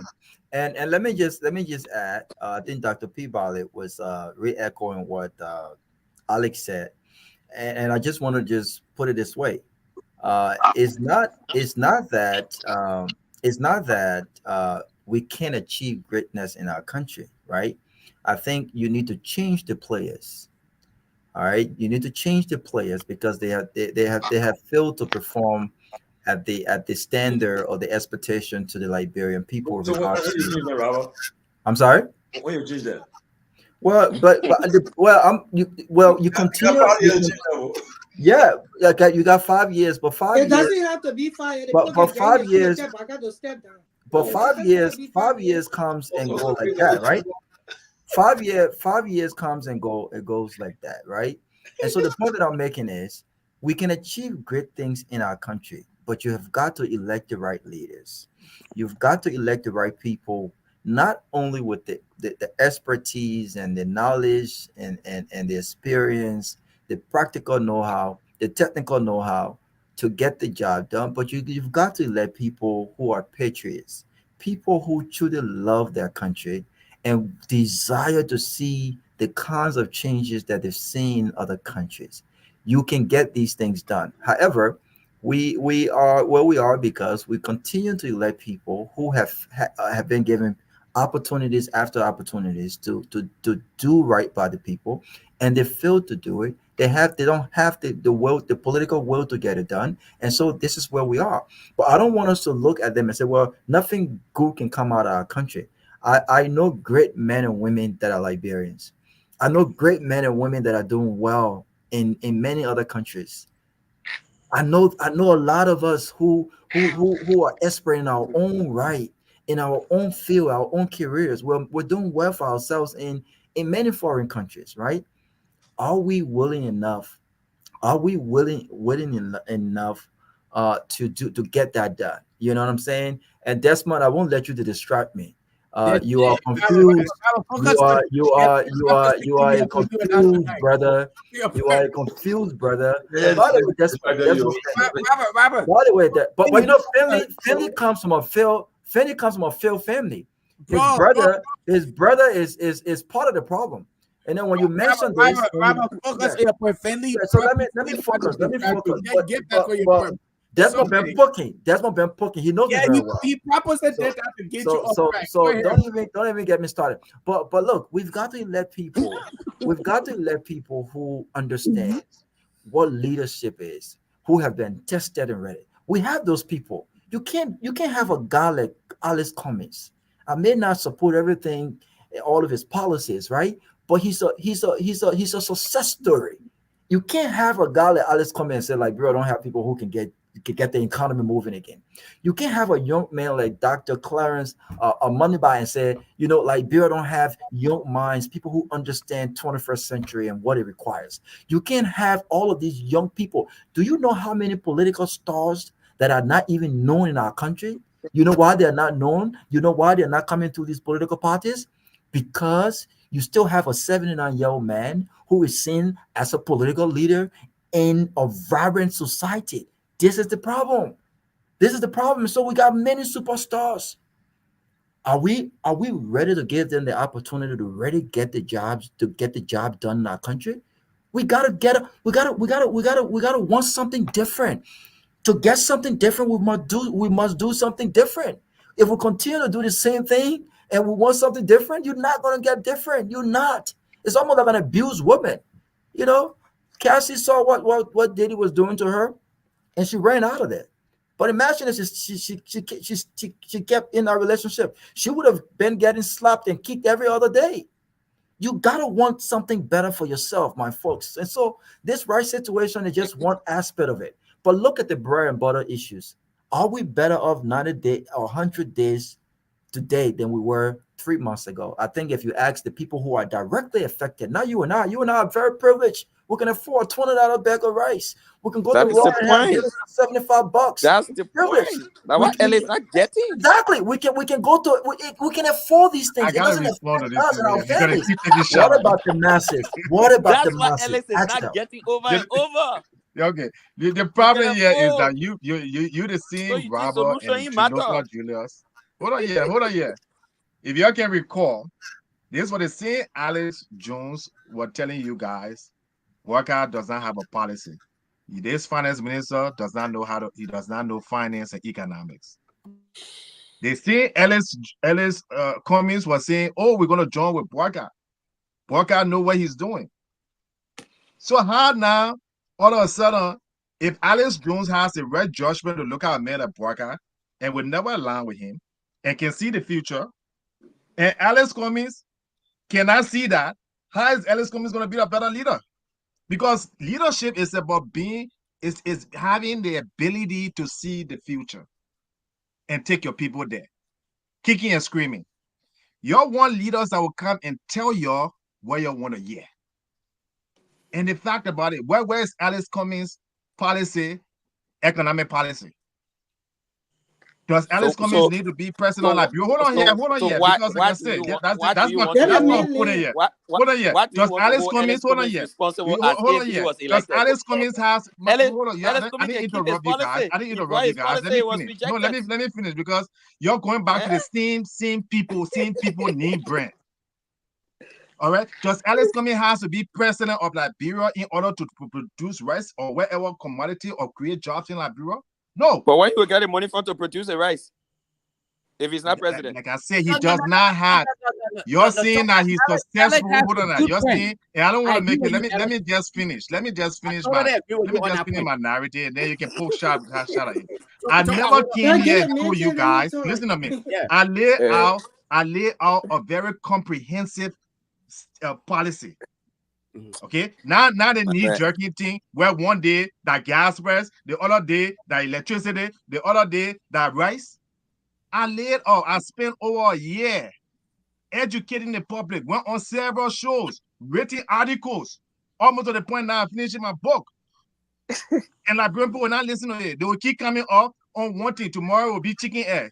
After tomorrow will be transportation. The next day will be helmet. I have put up a comprehensive proposal how to get Liberia in 5 years to be the Switzerland of West Africa, to have high living standard, good school, good hospital, and growth of over 10%. Nobody has challenged that. I haven't seen. Nobody has challenged that. But then you keep going by the boy guy and the bungalow. Where's bungalow policy, by the way? Where's bungalow My man, policy? Alex, Let me I just think add one question. Let me One just question, ask you real please. quick. Robert, please, I'm begging you. Let me get, please, I'm begging you. Yeah, me and Alex is saying something good, bro. You can let him there. Alex, let me ask you a question, right? You mentioned something earlier. You said a specific person shouldn't have to be a president prior to investing in Liberia in the way you address it. And that includes me, myself, because I know your question already. Oh, okay. And that was part of the reason.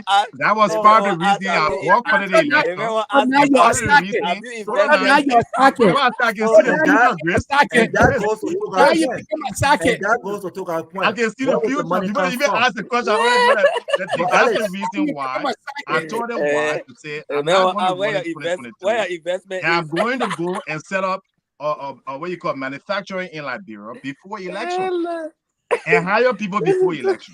Alex, let me ask you a question. Based on your plan, okay, good. Who would you have appointed as your agriculture minister had you been elected president? Based on your 5-year plan, who? A business, somebody in a business, somebody like a Carter, somebody who can, because I don't believe that agriculture, like it is necessary to somebody who has a science degree in agriculture. Today, everything is commodity. I trade commodities for a living. Do you have any names? Do you have any specific names you're looking at? No, because I don't have a specific name because I don't want to base my campaign on who I know. Everybody, the way I'm going to appoint people is we are going to set up a committee, and the committee is going to be open online to everybody. Everybody going to nominate there. The committee going to decide the top 10 candidates, and then the top 10 candidates, then I select from them.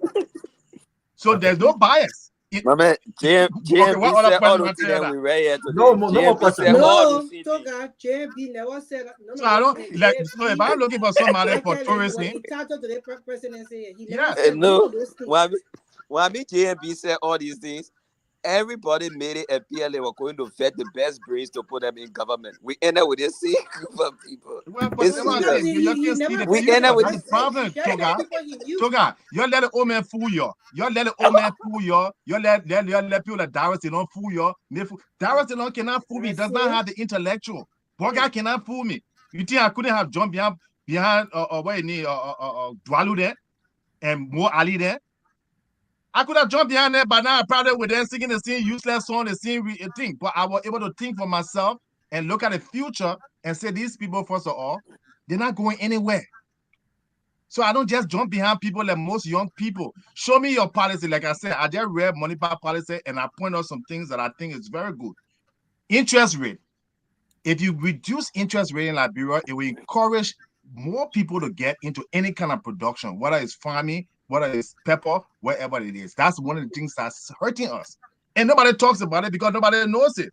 But Alex, though, you were the same person who actually sat on various platforms and agreed that, these candidates, not just Clarence Moneybar, Alexander Cummings, or Tewan Gonglo, will probably be far better off than the current president and that of President Weir, because I never said that. No, I never said that. Alex, I interviewed all of them useless. Let me give you my thing. I call Walker, Alex, hold on. Alex, Grace. Yeah, I know. I just like. You're dominating it.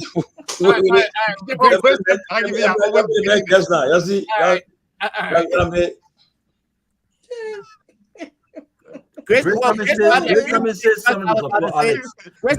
Alex mentioned something from the I already know what Grace candidate. No, but let's just be fair, Dr. Moneybar has some great plans. I told you. He has some great, and that's the reason why I got behind the campaign. I'm not a politician. I saw the man plan. I look at it. I was like, this man, if he becomes president of Liberia, you can see that he has a heart for Liberia. They make him America, went to school. He went to Hollywood. He did movies. He could have lived a better life here. He's a doctor. I mean, they make out a PhD. International people need this man to work. The man went back to that brother right there. I love for the country. You have to have, I was saying, you have to have all these other things. You have to have the passion, patriotism. And that's why I saw in the man. I told you, I have never met this man. I only met him on phone. So when we see good things for Liberia, we got love for the country. We want people like that to get in that position so they can bring our country back to normalcy and a better place more than it ever was. And the people made Baka feel entitled. And Tomalin was saying, oh, you know, Baka was so called opposition. Tomalin, my brother, you joking? Baka will call opposition. Baka felt entitled to the president. He said, if for him. The people they say, if for him. There is not the man even want to debate that he didn't even want to talk to him. He felt too good by himself. You think after he wins or after he has won, he will come call opposition. Opposition don't have nothing to him. Opposition, no, he will never call opposition. And for more adding the rest of them, it was job for them. It was never ever like people, they just want a job. They wanted to put up a certain position so they can collect kickbacks. When the people got contract, they go and bring their own people to vet it. They get a small cut from inside, they put it in a pocket. It's not for like bro for these people. The people when we see that really want like bro to go forward, these are the people needs that we are calling on a platform that like people never even look at. To say, oh, you know what? Let's try these people. Let's do a 360-degree turn. A new Liberia, money platform, a new Liberia movement, Liberia, young boys were coming on board. A new Liberia. We changing everything. They say no. They want to block out. They probably feel entitled. He will continue to feel entitled. Now, probably get ready. They say they say we are never used to talk. Braga will not even want to talk. They may even get the strength to want to talk. Right now, I don't think he the one even leading the country. That country is led by Braga West and his son. I believe strongly. To tell you the truth, he is not led by himself. He doesn't. He just that when they tell him one or two things, maybe he will make one or two statements and try to say, "Oh, do this and do that." But how can you put a man in government for 40 years, has not shown anything substantial that he ever did within government for the people, and you say the mayor he entitled to the presidency? That's why I knew that we were peculiar set of people. I'm sorry, but it's just that until today, it's still mind blowing to me. I can't just get over it. And the thing is that the people who came to this country see the people system, how it works. And they start on platforms and say the man should be president. Now we know that it was a job for these people and not a Liberia for them. It was a job for all of them. They all ran there now. They for them more. Somebody was seeing the comment section and say, oh, the thing that happened to Liberia is the system. The system is sponsored Liberia will never be good. A president who is energetic and ready to lead Liberia with the passion and love for country can bring that system back, because Liberia have a beautiful system. Just for the system to work, we need a president in place to let the system work for the people. Once that system starts to work, Liberia will be a better place. Guys, let me say something. Something happened today that is unprecedented, though, on a serious note.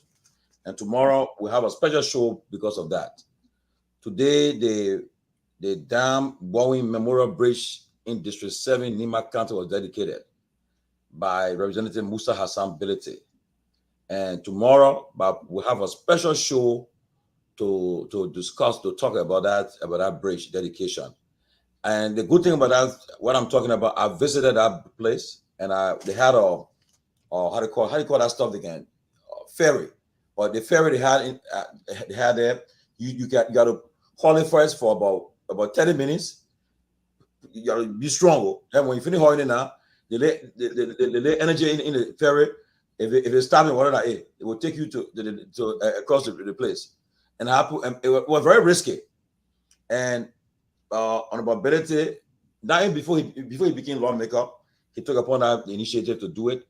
And he had a dedication today. I think the vice president all were in attendance, and want to really give him his flowers. Why for such a thing.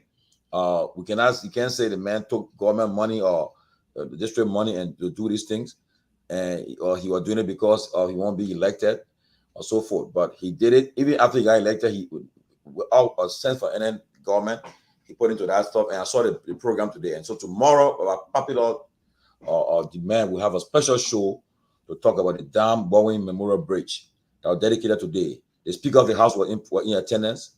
Councillor Charlene Bronsky, they were all there. Vice President Kuhn, Senator Prince Johnson, Nima Superintendent Mepe Gono, they all were present at that dedication. And so tomorrow will be Musa Hassan, our guest. We have the pictures there. We have the pictures on our page, and we're giving that special. That's beautiful bridge, though. A beautiful bridge, and it will bring a lot of commercial development, commercial benefits to that particular district in Encyclopedia. So Tomalin, can I say something? yeah, Let me say something. I know it's tomorrow, and I think the senator, the representative, is watching, and I commend him for what he's done. And you name all of the top government officials who were there today, including what is he the number three most powerful man in the country right now per his position. the speaker. The speaker was Yeah. there. These are all great things we need to do as a government, right? This is where we need to be investing in. So if all of these people attended such an important event, and you talked about how important that bridge is, and I'm sure it's going to bring a lot of relief to those people in that who commute that area. So why is it that the government, as a government, why is it that we are not investing in these things? Why do politicians and individuals have to do these things first, before we see it to be good, and whatnot? Why? And again, I commend him for that. But to be honest with you, I don't think this is Representative Musa Ability's job. This is not his job. This is the government's job. This is the reason why people pay taxes. The low folks who got jobs, this is the reason why people pay taxes. This is the reason why we do budget, right? Budgetary allotments. So if the speaker and all of these important people know how important development and infrastructure development means to the economy and the people, why do we not do it? Why do we wait for people to do it? Then we all show up to go do dedication. Robert, your point is your point is well taken. But I'm gonna tell you this: if you sometimes you wait for like if you notice now, representability is on record. He's calling for the audit. First time in history, though, for our people, the audit of the legislature. I think from Ellington to the present time. I mean, to the last 54th legislature. Because you know why? That audit will answer the question, the issue you're raising. Because if you check the amount of money that was given to the legislature that were appropriated to them for this kind of a project you're talking about, has been dedicated today, that we're talking about, you find out, you ask the question tomorrow, where the money went? Who took his money? Where it went? Because honestly, if you check the amount of millions that are being given to the members of the legislature from the past, from the 53rd, the 54th, look, the 52nd, the 52nd, the 51st, because 51st, 52nd, 53rd, 53rd, 54th, then your question, the issue you're raising will be addressed, because that's what he said. You guys, they audit and find out where the money be going. Because honestly, if he wait and say, well, government and put money there, it won't happen. And he lives in a district. The people gotta go. Each time they want to pass that bridge, that water. I'm telling you, me and Ben want that water. You gotta haul the stuff first. The ferry, it's been there for many years. The guys will go there and haul it first. Then it will come on. When it come on now, make sure you get quickly before if they don't cross the river, it will cut off in the water, and then you're stuck in the river. So I think the foundation took about that project, and I mean, I can say that I really appreciate it. I mean, Tomalin, let me. So tomorrow we have that occasion to really to let him come and give him the flowers there, and we'll ask the question tomorrow. Raise that issue tomorrow will be a good thing. Will be addressed. So tomorrow we'll be meeting. We'll be hosting him. The delegation will all be here. So guys, yes, I just wanted to bring that news. And I will use this opportunity. Unfortunately, I may not be here tomorrow, so let me use this opportunity to first of all appreciate the representative for his work, but I also want to use this medium to highlight Robert's point. I think we have over the time highlighted individual accomplishments as compared to legislative accomplishment where it will benefit the nation in general. And I would say to you, the people of Nima County District number 7 benefits from his kind gesture, his decision to transform that portion of the nation. That's a great thing. I will be appreciative, and if I want to do that, all right, I probably will be cursed if I wasn't to say, hey, Representative Biddy, thank you for what you did for our people in my county. But at the same time, this is part of the reason why we see every representative and senator getting involved in these individual projects because they want to be highlighted. They want to be glorified. And these are the kind of things that I hope that we will step against and say to ourselves, look, we appreciate your effort, but let us hopefully try to implement these legislative projects. There are other things that could be done from the national level. Let us not be our individual glorification that bring us to doing this. I'm not saying that is the case with Representative Ability, because he probably saw the need of his people, and then he decided to do it and make sure that it was done. But at the same time, I want us to look at the bigger picture. An individual cannot change Liberia, but an individual can adventure on the idea of change for Liberia and bring other people along.